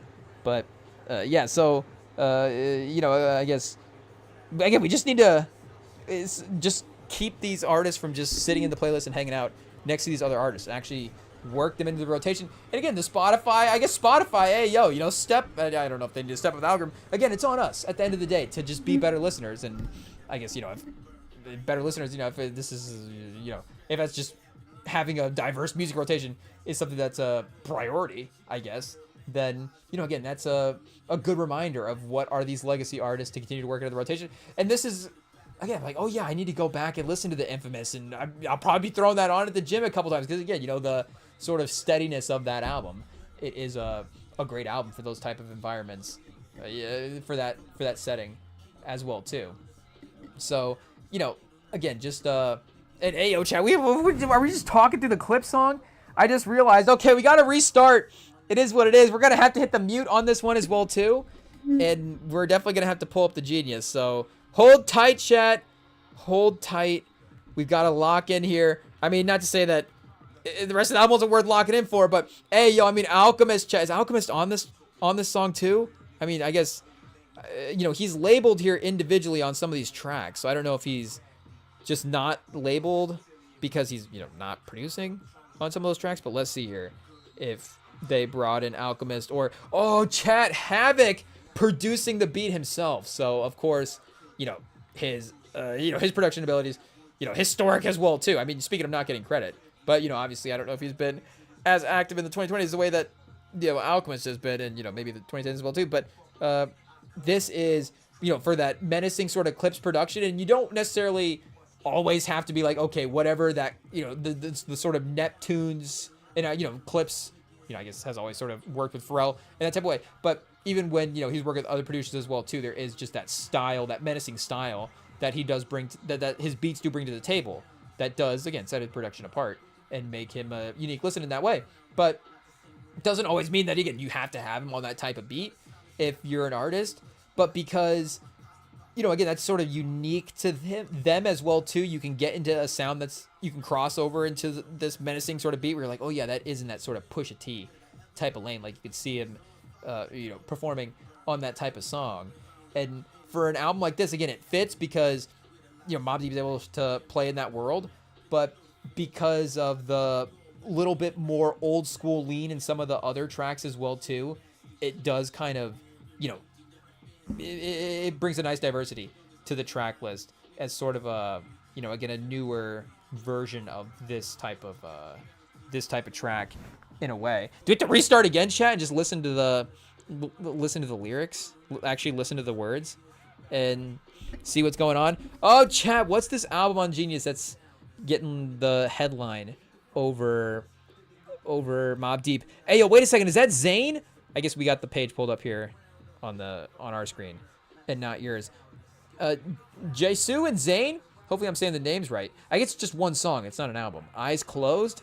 Okay, Zayn, I don't know, has he been around lately? I don't know if this is just us logging into the Genius at the right time and seeing his album drop at the same time as, an album, or his song drop at the same time an album we're interested in is. But I don't know if I've seen his name around just like, in the mix. I guess, how many pop artists that we're not listening to do we know at like the top of the game right now? It's just the handful of the major players. It's just Sabrina Carpenter is really the only one. Tate McRae. So, maybe it's just not getting in our Instagram the same type of way. But, for Mobb Deep anyways, I guess they'd be in the Instagram in a little bit of a different reason. But okay, but we got Prodigy linking up with Pusha T, chat, of course. Rest in peace, of course, to Prodigy. But hey, yo, do we have to go back? Okay, chat, run it back again. It is what it is. The song, the beat is too good, so I'm not gonna get bored of the beat right away. We haven't even listened to the words yet. Listen to the great rhymes that they've laid down. But again, just based on the production alone, we got a little car ride this weekend with some of the guys. We may be firing up the new Mobb Deep Clips song. Are we going to be firing up some of the songs of the Clips album as well too? Hot take. I guess so, Chad. If you're making us, if you're telling us we have to play the Clips this weekend, I guess we'll play the Clips. It is what it is. And Prodigy's verse as well too. Definitely, I guess him and Havoc, really bringing it for their verses in terms of just the runtime in general. And you do kind of get Pusha T and Malice, it looks like, on the same verse, kind of going back and forth on one verse. So that's kind of a fun interplay between them as well too, because, and I'll at least a lot of the ones that we've been bumping from that album, some of the singles, and you got Kendrick on Chains and Whips, Tyler on POV, Ace Trumpets, those are them kind of getting their own verses and their own clear out for them to have their moments. But this again is at least a unique way to have them blended on the track together as well too. Or even again, Community is in rotation as well too. I'm just considering that in the mix of Clips. Obviously it is a Clip song that is in the rotation for 2025, but it could just be a bonus track on that Clips album as well too, again in a good way, like to have that sound mixed. Again, that's perfect sort of beat diversity Jid bringing to the table. Some different, he's got some different type of trap beats, but that one in that sort of more slowed down way is just a good change of pace as well too. So hey, yo, chat, I don't know if we can run it back a fourth time, but again, I still want to keep listening to it. So I'm not saying it's off the table at this point, a fourth play. Though the problem is the Genius is struggling right now, chat. This may be a Genius on the phone type of night. I guess if they were not having it up in the background, for you guys to see, then it may be okay either way. But we gotta know what they're saying, chat. I feel like it's only right. So we're not on our phone, but we're on the Genius. I guess you just have to trust us, chat. We could find a way. I'm sure there's a way. IT, we got to figure out in the future how to screen share the phone up to the screen so that people can see it. I'm sure 2025, is there a way, chat? I'm sure we got to be able to to figure it out somehow. Ooh, okay, we got the clips on the verse, chat. Hey, yo, do we actually have to mute now? We may have to lock in.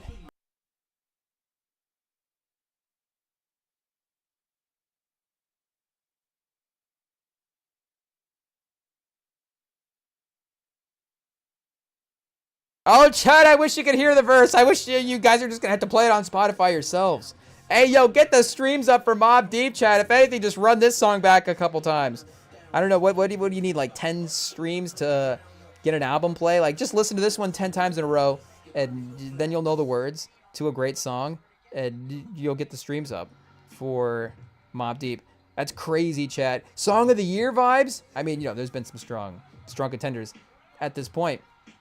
And, this is now a new start of turning point of the calendar as well, too, where obviously we're still in 2025, but we are in a new window for the next Grammys. So the 2020, I would have to go back and double check the windows as well, too. I get lost sometimes. I don't remember everything, obviously. But now people that are dropping stuff would be more for the 2027 award show, obviously, than the one that we're going to get in this upcoming spring. But it's in what, like February or something like that, March? I don't know. See, again, I who knows? But we just see, oh, wait a second, it's this weekend? Perfect. But again, it is a new window, at least for comparing stuff in terms of that award show. So for 2025, I guess immediately start comparing. It'll be interesting to see how we think it stacks up against some of the other projects that have been dropped. But again, for a new window as well too, it does enter a sort of path clearing. That is, because this is, again, with some stacked names, a lot of big players drop some projects, and again, some kind of historic stuff. We're talking about that Clips album. We got Kendrick dropping. We got Tyler dropping. So, I mean, that stuff is in Album of the Year conversation, even more so than just being in the best for its genre. We're talking about it just being the best, in general at that point. So again, we're definitely, path is reset. I mean, there's going to be, again, even some more major players. I mean, I'm sure this is a big reason why, we haven't got the Iceman album yet at this point. Now he's got that. At least, now at least Kendrick is off the table. And again, I don't even know if Drake is worried about the type of stuff in that, even if it is a great project or not. Who knows how. I guess if it's going to win, then, he'll probably be like, yeah, I might as well submit. I guess I can. But, times have changed. We all grow as a person. Well, also my album is favored on Polymarket right now. But, maybe he doesn't worry about that in the same type of way. But, again, you could see maybe some legacy love here. We got Alchemist off of Amazing Run. We got Mobb Deep back in the mix. We've got, 4 or 5 songs off the bat here that are all hits, chat. And Nas, Georgia Smith on the next track is a crazy combo as well too. And then Nas, Ghostface Killer, Her later, chat. Nas and Her. I mean, Nas. Hey yo, shout out, pulling up for the homies, chat. We got him as like the supporting character. I mean, I guess the Alchemist is kind of in. I guess he's technically. I don't know if he's technically supporting. Is it like a De Niro and Goodfellas type supporting where maybe he has to get nominated there, but also, I guess he's not maybe the biggest star, but maybe the biggest star in 2025. I don't know. I guess maybe not over Pusha T and Mouse, but again, they're on one track. Versus Nas, he's in multiple scenes, chat. Maybe not still quite like a Pesci in Goodfellas, or I don't know. Maybe it's more like a Khan and Godfather. I don't know if Nas is getting killed off in this album, if that's what's gonna happen. But spoiler alert, chat. Shout out. But I feel like there are some movies where they'll be like, this movie's been out for how long has The Godfather been out? For like 70 years. Like, it's okay to spoil it, but I feel like it might get reset. Like, maybe like every 25 years. I don't know, maybe every 15, 10, 5. I don't know. We keep shortening the period. I feel like it does reset. Where like a new generation's like, well, I still haven't had a chance to watch it yet. Like, am I supposed to have seen this? Is it supposed to be one of like the 4 movies that I saw, right before, right before we entered puberty? It's like The Godfather. I don't know, but that's like the time you watch The Godfather. But maybe it is, chat. I don't know. Like, that was definitely not one that was like, the family was waiting to show us The Godfather. I mean, it's not like we're from like a big movie family in that type of way. So, outside of, a couple of Pixar films when we were younger, there's not a lot on the list, for like you gotta watch this in terms of film history. But I guess, hey, shout out to Nas on this album. It is what it is. But I guess maybe the point is, like, a movie like The Godfather, maybe you can't just throw out spoilers for it now, because maybe it is a movie that, again, is like, okay, people probably still are, they know enough about it to want to see it, or at least talk about wanting to watch it. But because, you know, again, a newer generation, maybe you just gotta assume that they just didn't watch it initially as something that was just thrown on right away. But I still feel like, you know, how many generations removed do you have to get before a movie sort of gets out of the rotation like that as well, too? Because, again, The Godfather Part 2, I was going to go fire that one up the other day, and I was like, oh, yeah, that one's like 3.5 hours long. So, you know, that's like, okay, we're definitely just keep, you know, that's just on for in the background. We're not, you know, you can't just sit down and watch The Godfather Part 2 on a day. Like, that's your day. You know, that's like a TV show. It's like a mini TV show at this point. Like, we're watching The Godfather 2 in episodes. Like, some epic movies for us is our TV shows at this point. It's like, okay, we'll get back to that later. Episode 2 of The Godfather is just this scene at, like, the 50-minute mark. But, yeah, some of those movies, I feel like as much as they are iconic legacy movies, and if you were still talking to people about greatest movies, they'd be like, oh, yeah, we feel like maybe we should mention that at some point as well, too. But maybe not a lock for just, like, everybody has seen it. So, hey, yo, chat, I'm like, we got some vocals here on the album. We got to lock in. Speaking of Nas, you know, we got probably not Nas giving the vocal performance here. Probably Smith, shout out. But they're stellar nonetheless. And, again, maybe even, you know, still that you know, sort of unique divide from their old school production where they do. But they do have, and again, we need to revisit that album more, but there is some good, they do go a couple of, there is like a couple of, I guess, AO+ softer tracks on that album. Let's see what we've got here. Big Noid chat back for this one again too. Oh yeah, I was gonna say there's a Crystal Johnson link up. I was trying to remember what the name was there, but yeah, Crystal Johnson on Temperature Rising as well too. So maybe this is kind of like that and you know, kind of in the same spot of the track list as well too. Track 6, track 7, kind of in the middle area, a little bit of a melodic break from the rapping sound around it, and then you do get another, you know, performance like that at the end of the album potentially as well too, with her, the artist, on track 14. But Taj Mahal, chat, hey yo, I don't know why I'm intrigued by that as a song title, but I feel like that one is up on the anticipated list as well too. But hey yo, chat, I mean, this is a killer stretch of the album. I mean, you know, anytime an album, like we're saying, has a little bit of the diversity as well too, I mean, that's great.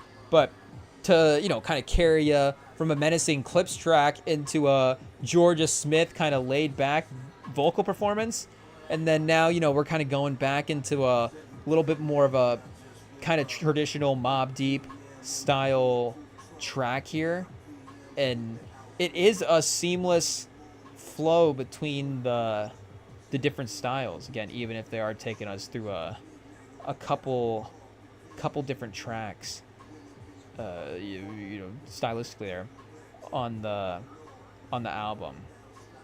But hey yo, chat, we should mention as well too that the Mercury, they were not done fighting. I mean, the fourth quarter got close here. Let me go back and double check the score. I feel like the Aces are still holding on, but it was less than a 10-point game at one point when I looked up. So I guess I kind of looked away to hopefully not jinx it. I'm like, okay, am I jinxing it by locking in? We'll have to just keep talking about this album, and hopefully the Aces get this lead back. But yeah, it's a 10-point game right now with 3:20 left. So again, the Aces, you expect, even if the game was this type of close throughout, they would be able to close with the way they've been playing at the ends lately. And, you know, again, the Mercury are a good team, so they're going to win this game by like 20 points, you know, ayo. But it could get scary. I mean, Alyssa Thomas, chat, she's at 15, 12, and 9 right now. 15 points, 12 rebounds, 9 assists. And that's after that's after dislocating her shoulder. So, you know, we're talking about her, you know, not necessarily containing Asia Wilson in this finals. And I guess Asia Wilson has 30 right now. She's 7 for 20, though. So, you know, again, they're making her work a little bit in this game. But Chelsea Gray, 6 for 12 from the field. 4 for 6 from 3. She's got 17, 4, and 4. And Jackie Young's at 13, 6 rebounds, 8 assists, chat. She's been crazy in this playoffs. Let's look at her numbers real fast because, hey, yo, I'm not trying to, again, call her out. But speaking of revenge titles, like, I feel like for her specifically, a couple of revenge playoff game potential there where maybe the efficiency wasn't quite where you would want it to be for what her role is on the team. But for the playoffs this year, I guess she's only 32% through the 11 games. I don't know. We have to prove our point, chat. Let's go shorten this game log here and see what we've got. But yeah, the 35s as well last year from being, I guess still for her career, 37.8. So that's, maybe down a little bit over these last couple of years. But before that, upwards of the 40% three-point shooter. And it gets different as she's, taken different types of shots, more difficult looks as well, too. And I guess, this finals, I guess we haven't been paying attention for her numbers specifically in this finals because they've been a little bit rough from three. 0 for 6, 3 for 7. This is the one game we watched at the 32-pointer. So she, I guess, we're tuning in the right times. But 1 for 7 in the last game as well, too. And again, they're winning. So that is, just as important for this factor as well. But here, let's see. Maybe before that. So I guess, okay consistency in just in terms of a basic box score standpoint from that number. But the game score, chat, ayo, the game score is still going crazy. We got a 29, a 25, a 20, still managing to produce majorly overall like the box score, like we're saying. And we got that game 29 on the box on the game score. Hey, it was a 32 points, 10 assists. The last game, we get 21 points, but I guess 9 assists as well, too. So she's either playmaking or the efficient three-point shooting. It has been the balance in this playoff run as well. And 9 assists in the game before that. So, hey, yo, we're having a little internet slowdown right now, and we're not being able to load these game section stats and see what the different runs look like. Hey, we might just be spending a lot of time on the phone, chat. Hey, yo, it is what it is. Computer letting us down right now. But, again, just kind of looking at it, that is, the kind of back and forth that we are getting on her stat lines here. But, again, this game as well, the efficiency being there in the closeout game, as you need it more and more, is just that continued clutchness continuing to show itself. Oh, chat, don't tell me we lost the ESPN as well, too. I mean, shout out. The Spotify plan is the main thing. Hopefully we're still connected. Are we still connected? Okay, yeah. We're still live. Hey, yo. Hello. How are we doing, chat? Everybody good? Okay. Sounds good. But I guess, yeah, shout out to maybe it's ESPN chat. Maybe they're slowly dying. I don't know. But yeah, still 10 points, 3 minutes left. So hopefully Asia Wilson powers through, chat. Hey, yo, somebody stop Alyssa Thomas and get this run under control. Free throws helping him back a little bit. Though Phoenix is decisively losing the turnover battle, kind of the thing that is helping the Aces win the game at this point. Again, even though they have been up the entire time. And that's a credit to them, being active on defense this year as well, too. But, you got to maybe tighten in pause. You got to lock in a little bit if you are the Mercury there. So still 11 points, getting some free throws, like we're saying, starting to accumulate so they can go back to single digits here, get a stop, and then things become, pretty interesting from a score standpoint at this point. Hey, yo, chat, we got a little bit of the sort of the more laid back, part of the album. We're kind of cruising over this beat right here, but there is again sort of the soft, pause, vibes of this track. Hey, yo, again, we got the heavy drums. The speaker it's a good speaker, but I feel like it is weird in mixing sometimes the balance between that stuff. Like the drums do get really, pause, but they do really show through on the, I don't even know if it's the right way to say it, chat, but that's what we're thinking of right now. So, or not thinking of that. It's just we can't, when you think of a phrase sometimes it's like, am I going to say that phrase? I guess so. So I guess, that's it's the really dominant sound. There we go. the drums are the really dominant sound on the speakers. And sometimes the actual music-y part can get lost a little bit. So it's like, okay, sometimes I'm just sitting here listening to the drums. Just beat along, pause. But this time, yo, chat, we got the sample, a powerful sample. Nice little, like, electric guitar situation. What do we got? Yo, let's hit the music. Ooh, chat, we got a little beat change in there. We did start off a little with those kind of heavy guitars like we were saying, but... And, kind of bringing them back a little bit, but, yo, Alchemist chat, here we go. Spinning something crazy here for score points. I guess, was that a Havoc beat, chat, Mr. Magic? Let's see. So, Alchemist, yo, shout. So, I guess this is going back between, as you would expect, Havoc and Alchemist. We should have guessed that here, chat. Yeah, I checking a couple of the other ones. The production on the non-Alchemist labeled, and it does look like Havoc is handling those. So again, Alchemist, for just to just show the level that his beats are on at this point, because it feels like he's either again handling an album or maybe you're getting an Alchemist beat or two. Are you mixing in 5 other types of beats into an Alchemist project is something that is kind of rarely there, but it does kind of accentuate his skill levels well too, because again, Havoc is still a really great producer, and you still see, I guess again, like we were talking about the community, the community, the "Look at Me" beat is still crazy, but just the little flips and the samples that Alchemist is always finding are crazy as well too. So making his case for, I mean, he's gonna get the belt for the 2025 producer. There's just no way that we can't give it to him again with the level of projects that he's now about to go with, looking like 3 for 3. At least we're halfway through this one, and he's 2.5 for 2.5 at this point. I guess this is him and Havoc as well, so 2.25 for 2.25. But this type of production volume amount, I guess is he Pharrell with 50% of the radio from back in the day? But yeah, he's carrying the quality of the game, I guess, is what we're saying at this point.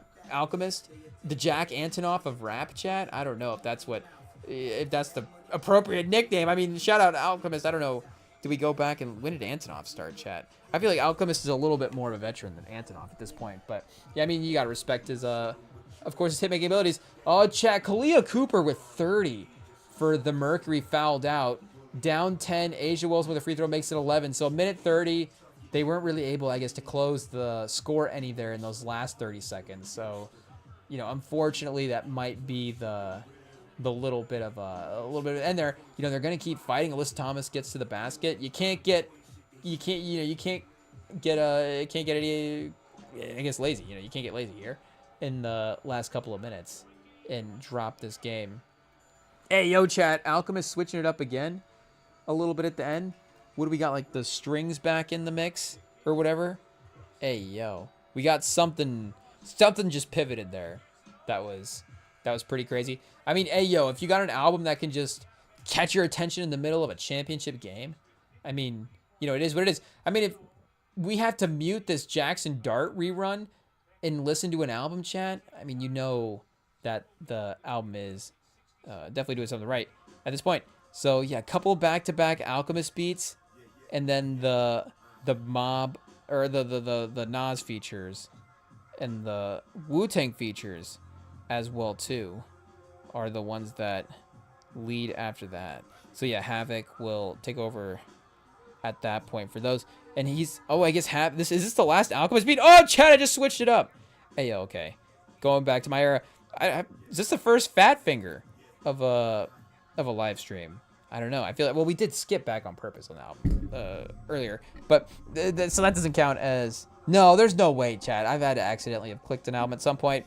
I mean, lock it in. If we're on Aux tomorrow at some point and we're playing up some songs, we're definitely gonna fat finger the queue at some point. I feel like one of our underrated skills is making up for accidentally hitting a song.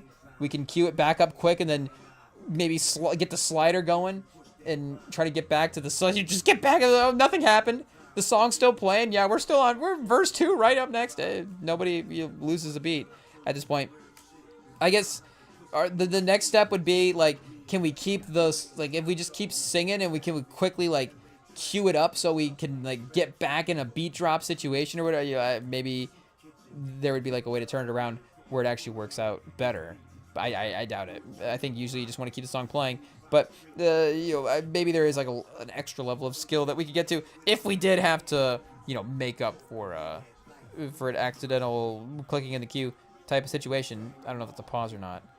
But yeah, Chet. Hey, yo, it looks like the Alchemist might be the end of his day for this album. So I guess we got what, 1, 2, 3. So we got 4 Alchemist beats. I mean, you know, again, you know, obviously a major part of probably just producing and helping put everything together in general. But you know, delivers, chat 4 for 4. So Alchemist, I mean, again, I feel like we gotta give him his props so far. Oh, are we gonna sneeze? No. Okay, I kind of died out at the end there, chat. Was that wasn't a fake sneeze? It was just it just ended up being a weak sneeze, a flaccid sneeze, chat. It is what it is. Hey, yo. Does that happen when you get older? You just can't sneeze no, I feel like it goes the opposite way, chat. I feel like anything you know, anything you lose, maybe another, I feel like it just gets back in sneezing. It's like, oh, okay, all my power's in my sneezes now. Can we get this blood back down in my legs? Like, what's it going up in the sneezes for? Like, hey, yo, chat. Like, you know, I don't know if that's how. Maybe we're not getting the science of sneezing right. And you know, who knows? Maybe we'll be a fortunate older man. Maybe, who knows? I don't know. You know, maybe it's like we're still cooking. Maybe it's like a LeBron level run, chat. It's like, you know, maybe it's not 28-8-8, but 24-6-6. Like, maybe not. We're not saying 6s and 6s. We're saying just a hypothetical stat line. You know, you know, maybe it's still, you know, maybe it's like, okay, still producing. Maybe not an 82 game schedule, but the 50 games he plays is gonna go crazy. So yeah, I don't know what that comparison is, but regardless, you know, I guess shout out. I don't even know what we were talking about there. Originally, chat, we're down a bit of a rabbit hole. It is what it is. But you know, Pour the Henny, the next track up, chat. I hated what happened there for a second. Felt like that may have happened in the studio. But Nas, chat, he's back. Hey, yo. I feel like, you know, as I say, maybe we're starting to get sketchy territory there. But, you know, Pour the Henny, Nas, this could be a good song. This could be some fun rhymes. The beat is already starting off pretty fun. Hey, yo, I mean, we're locking back in as well, too. I feel like sometimes I'll be like listening to an album and like, oh, this song's the best. This is the best song yet. And I'll be like, wait, you just didn't pay attention. For like the last 5 songs, you gotta go back. Like, this is the song where you repaid attention to. So I feel like we were weirdly paying attention a little bit more for the start of this track than we have been for the last couple. But it's a good beat as well, too. Sometimes you just can't lie to yourself. I don't know. This one's standing out. So, hey, yo, maybe I feel like alcohol brands in songs is top tier. I don't know if it's top tier lyricism, but it's top tier things that we like to hear called out in songs. It's just, I mean, fun brand names for most. I mean, high fashion as well too. You're gonna get some fun, just words to say in a song, and if you're rhyming it, it's gonna be a cool turn of phrase. But you know, a lot of time with these brands as well too. It can definitely be that. So should we pay attention and see what the rhyme actually is? I guess, hey, yo, we had the genius on the phone because the computer was not delivering, chat. Hey, yo, pour some Henny for the computer, chat. Maybe it'll help it load a little bit quicker. It might actually, I don't know, make it a little bit slower. I'm not sure. But, oh, we got a James Bond bar, chat. Hey, yo, I knew I should have pulled up the lyrics for this one. It just made sense. Punish many, my word bond. Lord forgive me, pour the Henny. Punish many, my word bond. Not James Bond, the money penny. Talk friend or the Desi make confetti. In the cut like machete till I'm ready. Chat, we're going to have to go back and I guess listen to what Havoc is saying on these verses. Hey, yo. Turns out when there's top tier lyricists in the game, you can't just talk over what they're saying. In the cut like machete till I'm ready. QB, baby, we rise to the occasion. Don't know, it's soon to be awkward. Out they sleep with the truth in they faces. Yelling F the world. I'm out here making new races. Middle finger to the races. Hear 'em out. Tell a coward, take 10 paces. Limestone over the body, no traces. Ooh, chat menacing. Just the basics the other way. Finger, stay gripped. Life, my man. Protect that. Tell you what it is. Just that you ain't got a guess rap. Oh, chat, we can't even read the raps. Everything is a lesson to a fool. It's a setback. Shorty's love my style. Guess where she keep her legs wrapped. Ooh, chat. Havoc. Really, the full scope of his lifestyle there. In that verse, you love to see it. Middle finger to the enemies. I'm going to hold it down even if I catch a felony. Yeah, I'm an open season. Open sesame. Anybody violate, got to give them all the best of me. Don't, I wouldn't I wouldn't ordinarily. I'm laid back till they come back with that jealousy. But this music is my therapy. Y'all lucky because I'll make it y'all memories. And then Prodigy and Havoc, verse 2, written in my nocturnal journal with a dark beat. On a cold, dark night, I came up with these 400 words that best describe me and my own lifestyle. I'm not like you. I'm unique. In the twilight, I shine bright and get my mind right. Okay, there we go, chat. I was born under the full moon. I'll die staring up at the cosmos. Laid out till my heart come to a stop and then my eyes close. I lived a full life. Don't cry for me. I'm a real king of New York. The top of the heap. I did songs with Mary J. Blige, Mariah Carey, Big Pun, and Nas. I did tours with Biggie Smalls, Eminem, 50 Cent. I did it all. The shows, the hotels, the after party. When the sun goes down. Yeah, the moon shine for me. Because I don't know if we read the last part right there. But the shows, the hotels, and the after parties. When the sun goes down. Yeah, the moon shine for me. Because, hey, yo, chat, maybe we just lost the rhyme. But regardless, the memories being relived in the verse is great in general. And there we go, chat. Oh, wait a second. It went final on the ESPN screen that the NBA Finals is over. But on the ESPN feed, we still got 12 seconds left, 10 seconds. They're dribbling it out. Down 11. The air ball 3 is not going to help the line any alternate spreads. I think it was 2.5. So the Aces cover and they win the finals, chat. Oh, chat. Asia Wilson wins the finals MVP. Alchemist, the Asia Wilson of the rap game. I mean, it's respect to both players involved. They're both legends, so I think both people would respect their work of the other. Though, is it more likely that the Alchemist watches WNBA games or Asia Wilson listens to Alchemist beats? Because I don't know if, I feel like maybe Alchemist, if we did like a demographic skew of his listenership, it may lean one way. I mean, I could be wrong. We may need to run the numbers and double check. But I feel like maybe some of the guys he's working with in the underground, we got to give respect. Obviously, they're hip hop's a wide ranging genre. Hey, we're gonna sit here and start putting labels and limits on stuff. But it just, again, I feel like certain people have certain lanes, and I feel like the Alchemist has carved out a certain lane, and he's continuing to again emerge and grow in popularity as well too. But yeah, I guess shout out both legends regardless, both having great years, both really, I don't want to say maybe I guess Asia Wilson, we can't say she did obviously carry, but I don't know if it was quite LeBron 2016 level carry, because again she has great, like a little bit more legacy teammates than the LeBron team. Chelsea Gray and Jackie Young at this point, again we got to give them their credit. Multiple finals for Jackie Young and stuff at this point as well too. And I don't know if Gray was there the first time they won, because I think it would have been that Chelsea Plum version of the core. Which, speaking of, chat, Darren Waller just back now, tearing up the NFL apparently. Kelsey Plum put up 30 a game in the WNBA. He's like, I gotta keep up. I don't know. Is he leading in touchdowns, chat? He's killing it in fantasy. Him and Scadaboo are going to be the fantasy league winners this year. They're going to be the MVPs of everything that ends up happening. But hey, chat, what am I, an idiot? She's been there for a long time. But I guess so. It is what it is. But she is, I guess, the 2022 finals MVP.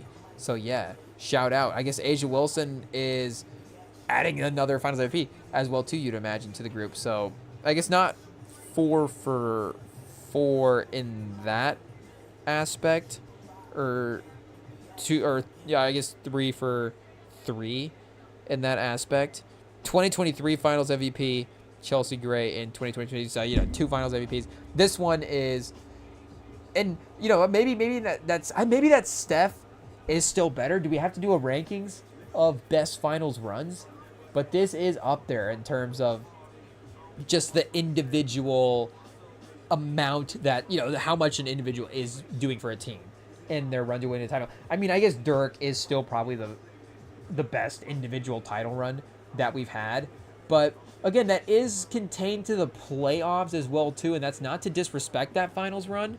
But again, it was something that emerged in the postseason, and it's special that it did happen. But here, let's double check what his regular season numbers were that year, because this is, I guess here, let's double check. Start to finish, probably is this her best season, start to finish? Because last year, better, basic stats, I guess, higher field goal percentage as well too. So she was just cooking last year. It is what it is. 27 a game, historic number, the most ever for per game average for WNBA. 51% from the field in that as well too. And then even slightly more blocks and steals, barely, but still, again, just, I guess, all the numbers, an uptick, but still, they did have a little bit of an early playoff exit, and I don't know if her numbers were to blame for that. I guess, 21 a game, it more is just usage. She was still 53% in the playoffs, but only 6 games played. This time 11, so 49%. Asked to do a little bit more, definitely in that I think, again, speaks to the superstar burden that she carried in that series. Not burden, but pause load. It just speaks to the superstar effort that she had to have in this run of just taking a lot of shots and then feeding her offensively, but still manages to produce at basically a 50% rate is crazy for a playoff run. If we were looking at NBA numbers as well, but let's see, Dirk 2010-2011 season, 23 a game. So still pretty good. And actually 6 in MVP voting as well, too. So he was really good in the regular season that year. I'm underrating his regular season.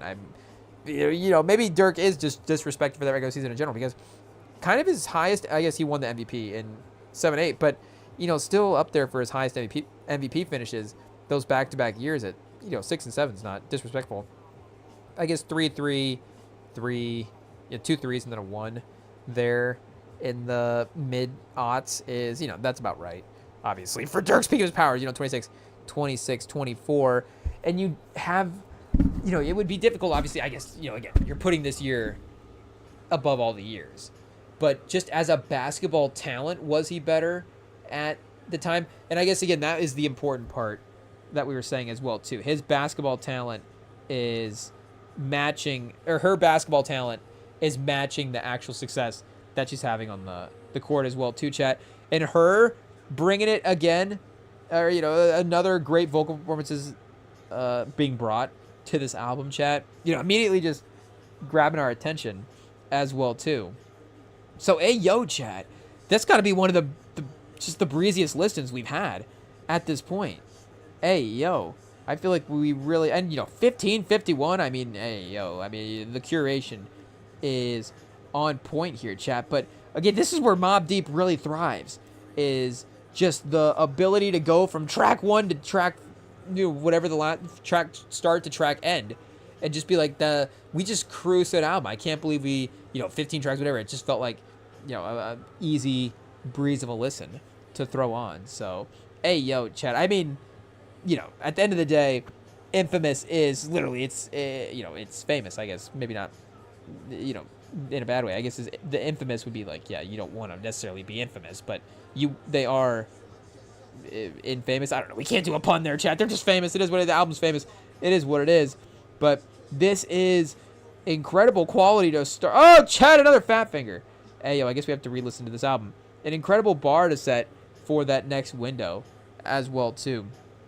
A great project to, have in the rotation. And, I was scrolling through that massive pause playlist as well too earlier, and I have almost gotten to the point where this playlist is so big, it's almost paused. It's so daunting to listen to that, you know, it's a good thing that it's getting me to listen to more. You know, I feel like I'm trying to listen to more and more just the albums in general, start to finish. Just like, hey, let me just throw in an album instead of the playlist.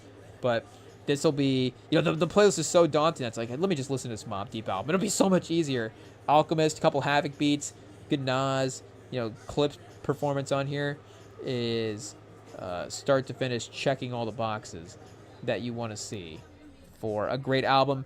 And, you know, again, obviously you're bringing an Alchemist. You're not taking any chances with, you know, leaving the album up to not be good. But you've got chat, and they've got the commissioner on the TV. The commissioner handing out the trophy to the champions. The TV is just like cutting in and out of signal.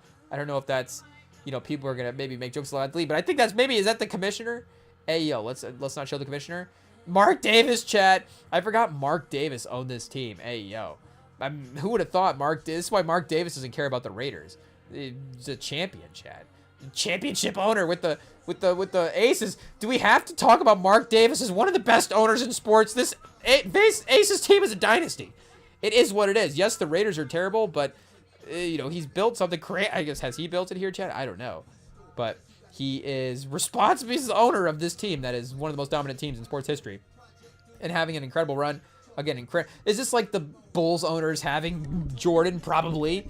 But still, again, he has Jordan. So you get to have the success of that as part of your legacy, I guess. But bowl cut and all, chat. Hey, y'all. Hey, just use the trophy to outline his haircut. I think is probably what he's been doing over the last couple of years. So if he wins a NFL Super Bowl, then, you know, he'll have like a Lombardi haircut. Vince Lombardi. I don't know what it'll look like, chat. I don't know kind of weird haircut he'll pivot to at that point. But for now, he gets to keep his trophy, his WWE trophy haircut the same. I mean, chat, it's just incredible. It's literally just, he just goes in and just trim off the front part right here, and just one little scissor trim across the front. Ayo, pause. And he is good to go. I mean, he is, don't they call him one of the brokest owners? So, I mean, maybe he's saving a couple bucks on the haircuts, chat. I don't know. Probably not. Somebody else has done that joke. That joke is definitely just sitting in the subconscious from something before. There's no way, Chad. Mark Davis, poor and bad hair. I mean, come on. You got, somebody else has written that. It's just, hey, yo, low-hanging fruit. Speaking of Mark Davis, pause. Hey, yo. But, Chad, I mean, this song, we might run this song back again as well, too. The sort of hypnotic-y vibes of this one are pretty crazy. And, you know, her, again, always a great feature to have on a song. Definitely, I would say, you know, underused. If we're, you know, do we have to do a little, like, little rewatchables homage here? I don't know. It's not a movie pod, obviously, right now. But there, of course, I feel like is a little market correction in terms of features with SZA and her. And, you know, shout out for, obviously, you know, you're never going to hear us be like, you know who we want to see less on features? SZA. Like, it'd be the opposite. Like, can we just have SZA needs to be, and, you know, she has been in her Clips phase where it's like, you know, you got to get SZA on every album. Again, I guess R&B, hip hop, you know, maybe there's crossover people that are going to be played with. Pause. Ayo. But maybe, I guess, again, if you got her and Jorja Smith in this album, it's not like SZA couldn't be on the Mobb Deep album. But maybe she's not going to, again, work with necessarily every sort of hip-hop album type of thing. But, again, maybe in a lot of spots where her could have a moment to shine, maybe SZA is kind of taking over there as well, too. Let me see. Maybe this just shows, maybe I'm just biased towards SZA at this point. Is her on For All the Dogs? So, I don't know. Again, I don't know all these relationships. Is her and Drake, like, what are the terms there? But, yeah, you do, of course, have SZA on that album a couple of times. And she, again, crushes both performances. So I'm like, you know, am I replacing SZA on Slime You Out or Rich Baby Daddy with her on either one? Like, I'm not saying that it's a must. I'm just saying that, again, if her was on those songs, are they way worse? You know, is it, you know, what's the NBA, NFL comparison, the quarterback comparison at this point? You know, is it Drake made a Josh Allen? Is it, you know, it's like her in, you know, some of these, I don't know if you need to have salary caps for an album. Maybe that's more for an Instagram post than actually building the perfect project. But yeah, I guess here, let me just look up her page real fast, hers, and see what features she's been on lately. Some of the major ones, of course, I guess Chris Brown, Maroon 5, Daniel Caesar. Hey, yo. What do we got for 2025, chat? Hey, yo, why do we got listed popular instead of the newest? Hey, yo. Oh, that's right. She's on the No Worries album from last year. Wylod. We got her on which track? Where I Go. Okay, yeah, chat. This is definitely one that, this is like a sneaky, we revisit this one probably like once every, month or so. It's like, oh yeah, that's a great album. We need to go back and spin that one. And that's like a sneaky major rotation. But again, a lot of those albums that maybe don't get the major play right away, like, we've talked about it, or I guess the game, the conversation in general is sort of that mainstream versus underground versus all this type of stuff. But again, this underground stuff where you're like, and I don't know if Anderson .Paak, maybe this group, sort of this project kind of gets defined a little bit in that space. But, this is one of those albums that is just going to be in the rotation for, forever, I guess is just an easy way to say it. It'll just sort of always be in the rotation. And even though it's not, again, would you say it's an instant classic? Would you say it's a major legacy album, a greatest album? It's like, the game is still, obviously, we're still being fed these great projects. It's just maybe the sort of capturing the in-the-moment stuff hasn't quite been the same on the same level all the time, ayo. But, again, I feel like I'm still adding stuff to playlists, and the new music stuff is maybe even obviously more, getting more good music than before. It's just maybe, again, and like we talk about with anything, sort of the community aspect of it all, and maybe as everything just kind of gets into its own niche or whatever, people just enjoy their own things, obviously. But ayo, chat, we just got to listen to this opening track again one more time as it loops back around. It is what it is. Shout out to Mobb Deep. Shout out to the Alchemist, chat. This is an absolute win. A great way to bring the legacy of Mobb Deep and Prodigy, rest in peace, back into the mix and in the conversation, and inspire us to listen to those old albums again, chat, in a more consistent way. And I'm like, and maybe it's also the Pitchfork thing as well too, because that is a good call. Like as much as, and you hate for it to be, I guess you don't hate for it to be attached to any league, as much you love for it to be honored in any type of way. So it's number one on the list. It's good for that to be number one on the list, but you don't want the fact that maybe there's other placements on the list to be like, okay, well, does that placement mean that this placement is wrong? It's like, well, no. And we were joking about that as well too, going through that list. Like maybe we should have done the reaction list as like ranking the placements. It's like, okay, which placement is okay? Because then you go through and you're like, okay, randomly you get to the 30s and you're like, yeah, maybe the Beastie Boys are the 35th best album of all. Maybe we wouldn't rank it like that, but I'm sure there's an algorithm that would spit it out that way. I mean, I guess the Pitchfork algorithm was the one. But again, you still, even if there's other placements on the, just because Doggy Style's 100 doesn't mean the Infamous isn't actually arguably again the best rap. I think again maybe a little rich. Maybe it's a 5 to 10 more so than a 1 to 5. It just really depends on again how you sort of break it down. And I'm not trying to sit here and disrespect it, but I guess point being is again it's like okay maybe this is like a good let's bump Mobb Deep into Infamous for the next couple of months, and this will be sort of the legacy players that we have. Is that maybe how the rotation works for us, chat? 2 or 3 new albums from the, whatever, maybe 1 to 2 to 3 new albums from the the 2025, I guess we'll just use this year for an example.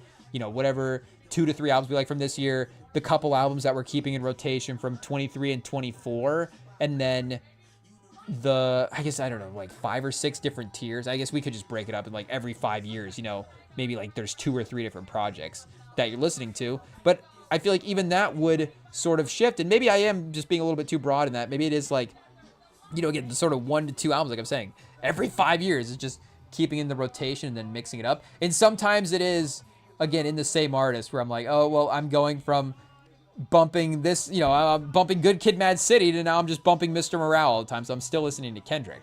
And again, that can be where I feel like I'm listening to new music and I'm just listening again to the same guy over and over again. It's like, oh yeah, listen to Mobb Deep, listen to these other people, listen to this new stuff. And I guess, I'm not trying to use Kendrick as the example of like, oh, everybody's listening to Kendrick, go listen to Mobb Deep. I'm just saying that guy would be, overplayed for me specifically as well too. I mean, and obviously right now as well. But, hey, have we made the point, chat? We're listening to Mobb Deep at the gym tomorrow? Hey, I'm probably going to listen to something else. I've talked about it too much. I feel like I've jinxed myself. But, you know, it is what it is, chat. This album's a win, and maybe we'll spin them both. Who knows? A little bit of a longer drive on the weekend to the gym. Take the long way, pause. We'll have to see. But, hey, yo, chat, we're rerunning the album back. We're already on track 2 again. It is what it is. Let's take a quick break, and then when we come back, chat, we got the wrap up the show, head into the weekend, and I guess send you off for Saturday safely, chat. But don't go anywhere. We'll be right back.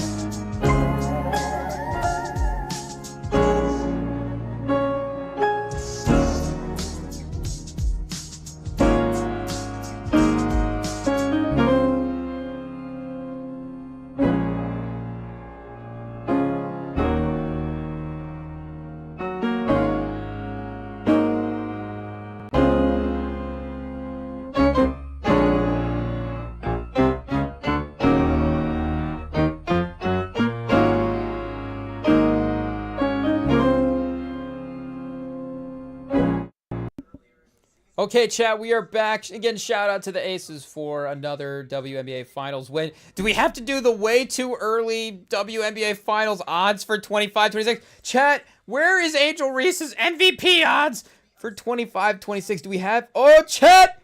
We have MVP odds. Ooh, the Link favor... Oh, tied with the Aces. Not even making the finals, chat? They're going to be... A Fever, plus 390. Almost right there as well, too.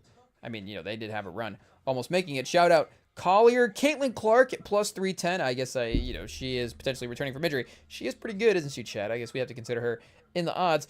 Wilson, they're right there. And then it drops. Alyssa Thomas, 11. Brianna Stewart, 12. Ionescu, 17. Kelsey Plum, 20. Becker's, chat, 20-1 MVP year 2. I was going to ask, do we have any year 2 MVPs? But they've had rookie MVPs as well, too. I think Candace Parker won MVP in her rookie year, so I guess it wouldn't be like a earliest season type of MVP, but I don't know, maybe age-wise, we'd have to double-check some of that stuff. Jackie Young, 55-1. Ooh, there we go. Angel Reese, 40-1, chat. 40-1 for Angel Reese. Aaliyah Boston, 70-1. The Caitlin Clark storylines, I'm sure the return, if she's healthy and playing, and I'm sure, she's going to be playing well. If she is, that would be just an overwhelming thing, I'm sure, to try to overcome from a narrative standpoint.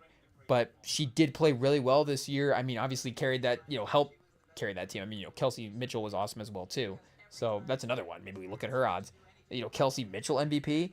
But if she's scoring like crazy, like what if Kelsey Mitchell is, I guess she'd have to be crazy. But it's obviously possible. But if she's 23 a game and really efficient, and Caitlin Clark's like an 18, 6, and 6, I feel like the problem is, it could get into more of they kind of neutralize each other. But Boston could, with the reboundings as well, too. Okay, you could have Caitlin Clark feeding Boston, so that would be an assisting thing for Clark. That would help her numbers. But if Boston was in like a 24, 12, and 4 type season, and then defensively, one of the 3 best defensive players in the league, there is a case. I think there is a case. I guess maybe for NBA, to bring Jalen Williams back, because this does feel like a little bit like Aaliyah Boston skill. That feels a little bit more like who do we compare to Jalen Williams earlier, Chad? Hey, yo, somebody that wasn't Jalen Williams level. I mean, maybe somebody that was, and it was just a little bit of a weird comparison. But either way, basketball more traditionally, this feels like, again, number 2 that is a border, you're right on the border of being a number 1 type, and I think maybe Aaliyah Boston, I guess, number 1 overall pick as well, too. So there is a little bit more of a pedigree there than Wilson. So maybe it's not, quite a perfect. I guess, is there a number 7 pick that, a Gumake? Maybe like a Gumake, but, a little bit of different timeline than her and Becker's as well, too. So I don't know. Ionescu? Maybe Ionescu, Chad. I don't know. But we'd have to really think about it. Damn us at Rem and Sampod. Let us know. We got some of the Valkyrie players in the mix as well, too. Ooh, Cameron Brink, chat. Cameron Brink, Rakia Jackson, both they got a run of 80-1s as well, too. I guess, could the Spark have an MVP? They did have Kelsey Plum up here. But Jackson, I don't know. That'd be a little bit of a long shot. But that'd be one where that'd be interesting. If we could get like an all WNBA or an all-star, like her being an all-star could be fun. Was she an all-star this year? Potentially. They do feel like a team that is going to have it. I guess they probably had Kelsey Plum this year for sure. But maybe is she going to have again, I think she would be awesome. But that did feel like a career year type year. Whoa, Chad, yeah, 9th in MVP voting. Huh. Interesting. Wait, let's look at the MVP ballot from this past year real quick. Hey, yo, chat.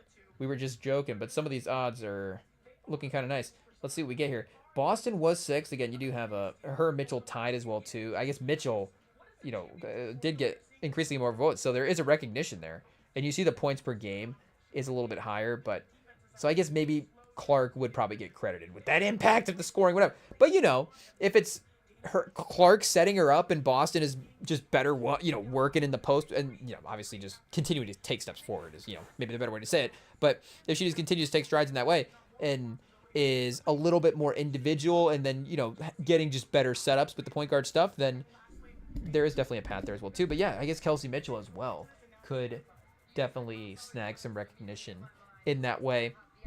So you have Rakia Jackson and Brianna Stewart and Ryan Howard and I guess Dearica Hamby Veronica Burton or all of the 5-1 vote categories. But that's a good tier as well too. There's enough. I guess there's at least one biased writer for each of those teams. So all major market teams. You got San Francisco, L.A., Atlanta, and New York. I guess WNBA is a little more limited than some of the other ones, respectfully, but still, it's definitely a chance for some biased writers there. Who knows?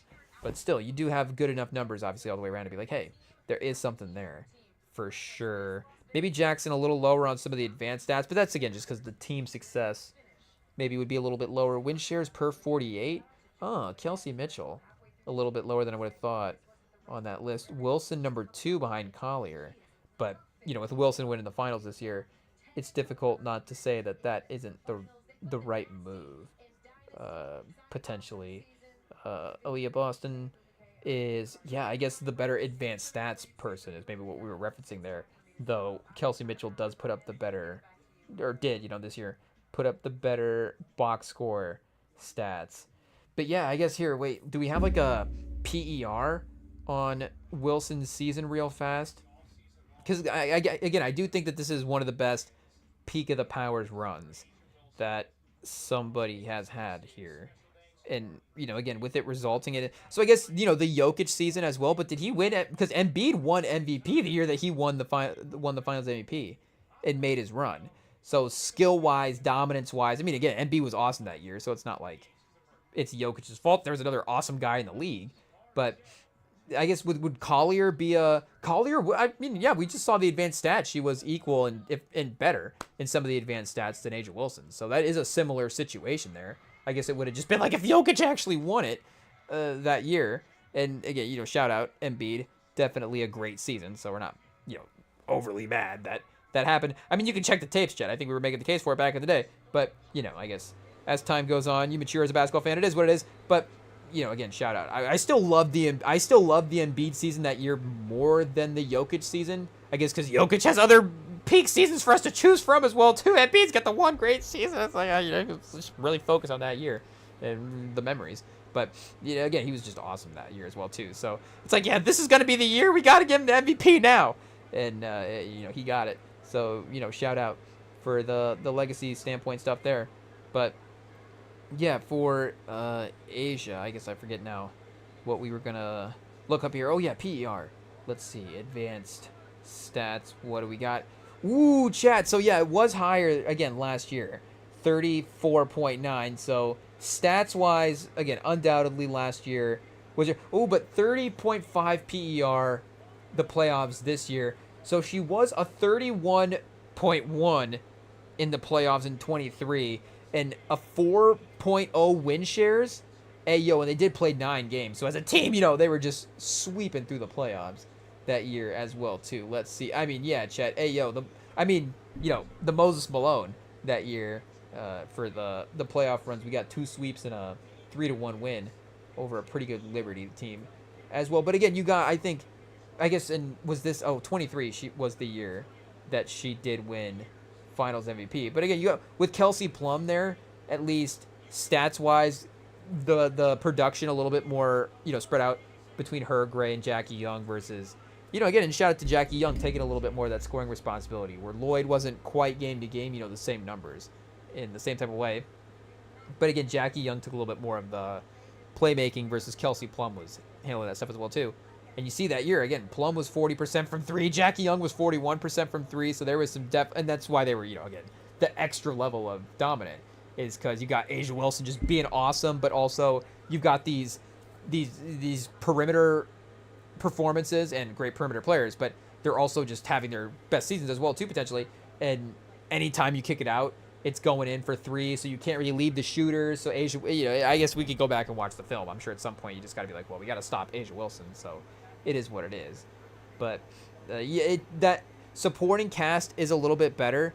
That situation is a little bit better as well too. And again, obviously, giving respect to the players that are still there. So this is a little more 2017 Warriors-ish, which is, again, I think, still peak season contenders. Like Durant's season, start to finish that year, Steph's season.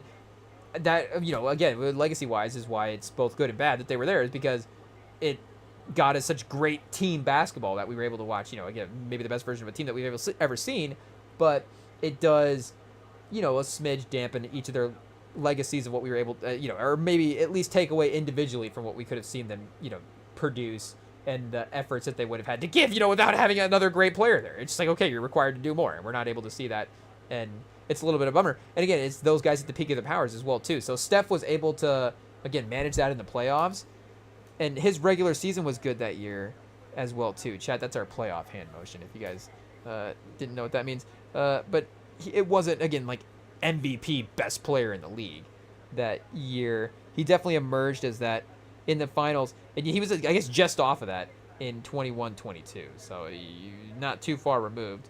And I guess, that was, so he did, okay, I walk it back, chat. Rem never gets basketball history right. It is what it is. We got the disorganized library for basketball history. The seasons are in there. It's just never the right combinations of. It's like that. What's that? Why is that season doing over that guy's that year? That's not right. Those stats do not align with that year. So wait, did I read it? Okay, wait. So 21-20 is okay. Never mind. Walk it back again, chat. See, hey yo, can we get some organization in here? Chat out. We should just read the list. But you got 2021 was his 32-point performance, and then per game, and then 21-20. I don't even know what I just said. But the year before he won the finals was the year he scored 32 a game. Hey yo, he was third in MVP voting that year, so he was eighth the next year. And again, it's still in that same vein where again he's still playing at that level in the playoffs, more so than he is the eighth best player in the league. Whatever. But regardless, the stats are a little bit off in the regular season overall from what he put up before. And yeah, 43% in the regular season would be one of his lowest totals as well too, though the 3-point shooting, I guess 38% as well too, up until this last year. And now it's like he's a little bit older, but also the team is started, hopefully maybe some of the roster moves this year, but has started to go a little bit of a different direction. So I guess LeBron, the year they go over OKC, because again, unfortunately in 10-11, that maybe is up there for their most. I mean, I guess they have a little bit of the revenge factor and how good they're playing after that, those next couple of years as well. And then him in Boston, and it is fun for the LeBron legacy that he does kind of have to have those dig down moments a little bit, if that's the right, if that's the appropriate way to say it. But if he does have to, or I guess those lock-in type moments is maybe the better way to say it. But he does have those lock-in type moments. I don't know. Dig down might be a bit of a pause, chat. I'm not sure. Hey, yo. I mean, I'm sure you could think of something. But, I guess I'm not sure in which lane you're going to think of it as a pause. But, if there's a couple different options, then it's a pause. Hey, yo. But, if there's a couple of those, and, I'm sure there's a couple pause moments that that are lock-in moments as well too, but I guess they've got some lock-in moments, or maybe not pause, but I guess maybe whatever. But but I guess regardless, the fact that he had to get those wins and overcome those Celtics teams is fun, but the way that A'ja Wilson was a little bit of there was an unexpected cruise controlness to this finals. I guess not unexpected, but again, the team not being the high-powered team in the same way that it was the year before, or the last time it won the title. Hey yo, but wait, I just went to LeBron's newest season. We want that 11-12 season was the year that they won the first finals versus OKC. And I guess with him going to the Heat that first year as well too, Rose did win the MVP that year. Hey yo, chat, see, I think we got that one right. We're not even gonna fact check it. Guess what? We're just gonna say it and believe it's right. Derrick Rose won the MVP that year, or maybe it wasn't. It probably was the 2010 or probably the 2011-12 season. I'm probably getting it backwards there, but so he didn't even, I guess, get that accolade. If we're just starting to again really get picky about how we want to label the seasons. In his playoff run that year, 24 a game, 50% from the field in the playoffs. I mean, just going crazy the entire time. I guess it doesn't give us a per game for the assists and the... Oh, wait, that's a game score. So 24 a game on the game score. Wait a second. So what's his per game for the season? We could have just looked at it on the other page, but he is at 30. a game and 50% from the playoffs. So yeah, LeBron 2011, 2012, of course. Because again, 16, his prime is just different versions of LeBron. So it just depends on how you want to make the argument. So it's either 16 or 2011, 2012. But again, so anything that basically LeBron, Bird, Jordan obviously winning titles at the peak of his powers, Duncan. I mean, any of the legacy guys. But I guess Steph in 14-15's got to be up there as well too, but that's why that 16-17 season's so unfortunate because and it's awesome, I guess, in the other way around for the LeBron legacy that he was able to have that achievement and bring that title to Cleveland is a great, honestly, it is probably a more fun storyline. Steph's got a couple of times, like Steph's career is fine, so I don't know if Steph's career wins. Maybe it does. I honestly don't know. It's a great what if. It's one of the obviously the great moments in NBA history. But the guy that was able to make that the comeback was obviously one of the greatest in history and great for his career that he's able to just have such a legacy defining moment and such a unique thing for history as well too. Such a one-time thing in the finals that type of way for now anyways. But yeah, I guess here can we go PER NBA seasons real quick and see what at least the best PER seasons are. And then from those, maybe we can see where the finals, the ones that went on to win the finals as well. So this is where the advanced stats, like you're going to get some modern guys and some of that stuff where, Jokic, and not to say that Jokic is being inflated by the PER number, but, he's going to be maybe up there individually as well too. So it's all, it's all worth taking into account for sure. I guess maybe Anthony Davis is the one. But Davis's season against the Lakers as well too. I mean, you'd have to consider, I don't know if it would be first team all best season, ever. And I guess he got hurt. LeBron won the Finals MVP as well too that year. So there is another season that kind of bounces that out. Oh, of course, Giannis. I can't believe we didn't say Giannis. I'm honestly ashamed. We might have to end the live stream now.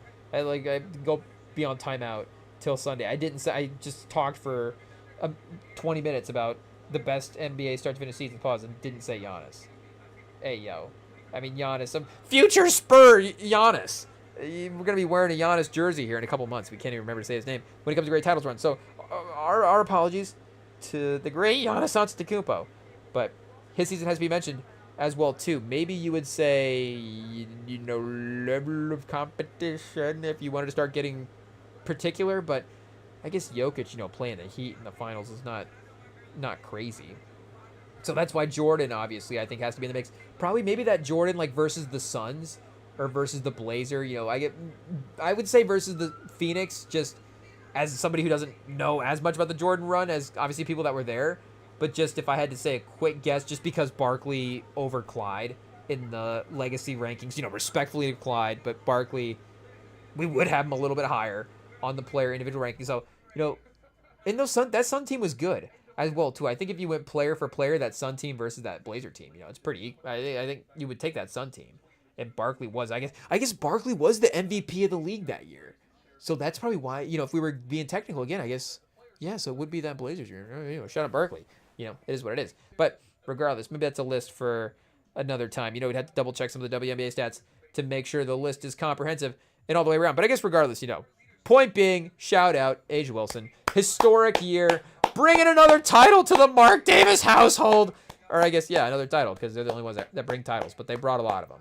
So maybe it's more for the people of the actual Aces franchises households than it is the Mark Davis household, but I guess at the end of the day, he owns the team. So shout out. We'll see if his Raiders get a win on Sunday. We'll see what happens there. I guess they're not playing the Colts this week, so there's a better chance. But, we'll be back Sunday during the games, catching up on NFL action, hanging out, having a good time. You can join us here on the YouTube. You can catch, of course, the live feeds do go up as podcasts on the podcast platform, Apple, Spotify. They're available everywhere. So REMINGTOM Pod, you can follow us along there. And the DMs are open on Instagram, so if you want to message us over there, you guys are able to communicate with us that way as well. So, like I said, be back Sunday, hanging out, watching NFL games. Can't wait to see you guys there. And I guess, enjoy the rest of your weekend because we got a little bit of time till then. Stay safe enough, chat, to be back for Sunday. And we'll catch you later. Peace.